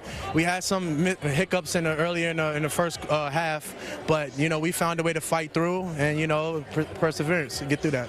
Yeah. Your 38-yard run for that touchdown, like in a way it kind of felt like that was the mindset. It can be shown in the bruiser that you were running through to get that touchdown. Is that a great way to kind of showcase what your mindset was coming into this? You were going to give it your all? Yeah, definitely. And, you know, like I told you earlier in the year, you know, this date was circling the calendar. And, you know, I just feel like the team is continuously growing with trust in me.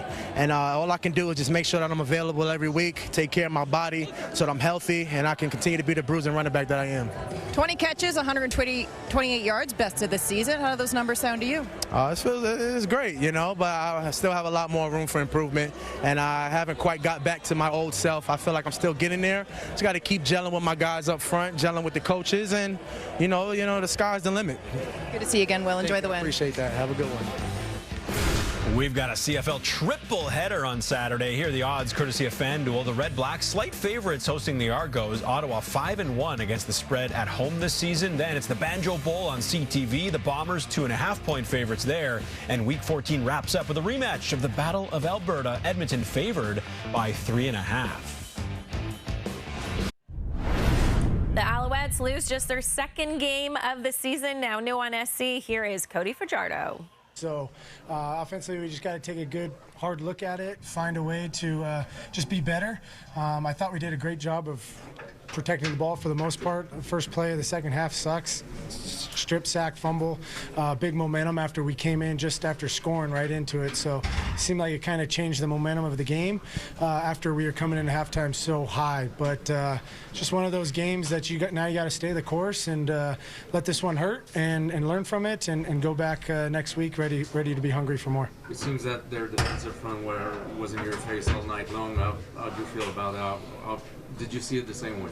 Well, you know, they played zone the whole game. They gave us one snap a man in the first quarter, and we threw a 12-yard completion, and they played zone the rest of the game. So sometimes it's unfortunate because you got to hold on the ball a little bit longer, put stress on our offensive line because they got to block a little bit longer. But anytime you got a 2-score lead, you're going to play zone most of the time and try not to give anything up. So the game dictated a lot, I think, what they did on defensively. It was very difficult for us to try and come back, seeing as much zone as we had. But I thought the offensive line played great. They signed, obviously, Betts for a reason, and their defensive line's good. They have a really good team over there, and they gave us everything we could handle tonight, and they were the better team. What kind of a challenge does it represent to face a team leading by Nathan Ward? I don't play against him. I'm obviously go against the defense, so I just got to try and score more points as they do on offensively. But I don't even watch them when they're on the field because I'm trying to deal with my stuff. But it's not like it's me versus Nathan Ward. It's me versus their defense. It's him versus our defense. Next, let's hear from the head coach, Jason Moss. It's a hard one. I felt like we had opportunities throughout the game, and we just didn't make the most of them. We got the 4 turnovers by our defense, and we were put in some really good positions offensively, and we just didn't capitalize. The kick at the end, we get the kick onside, basically an onside kick attempt in a way, and we get to 3rd and 2, and I don't pull the trigger on a 3rd and 2 call. Try to pin them deep. We don't get them pinned deep, and they score. But it was just a game of kind of misfortune in that direction. But I give them a lot of credit coming in here and beating us, and with the turnovers that they did, they still managed to move the ball and score points. And we just didn't do it enough tonight. And we'll have to look at the film critically. And like we say, you don't generally lose, you learn, and you learn from mistakes. So we've done a very good job of when this kind of things have happened to us, we've learned from them, and they don't tend to repeat. And I think that's what we want to do, is get better from this one. It seems like your offensive line didn't have any answer for their defensive front all game long. Well, there was definitely some pressure. They did some really good things up front. Again, we'll have to look at it to see kind of what created some of those issues. But I give them more credit than anything. They did a great job. you know, and took us out of certain things and that we wanted to be able to do. So, you know, my hats are off to them. We need to be better, and we'll shore some things up. And, you know, it's never one guy or one thing. It's always a collective group that needs to get it done. And, you know, tonight we just weren't good enough.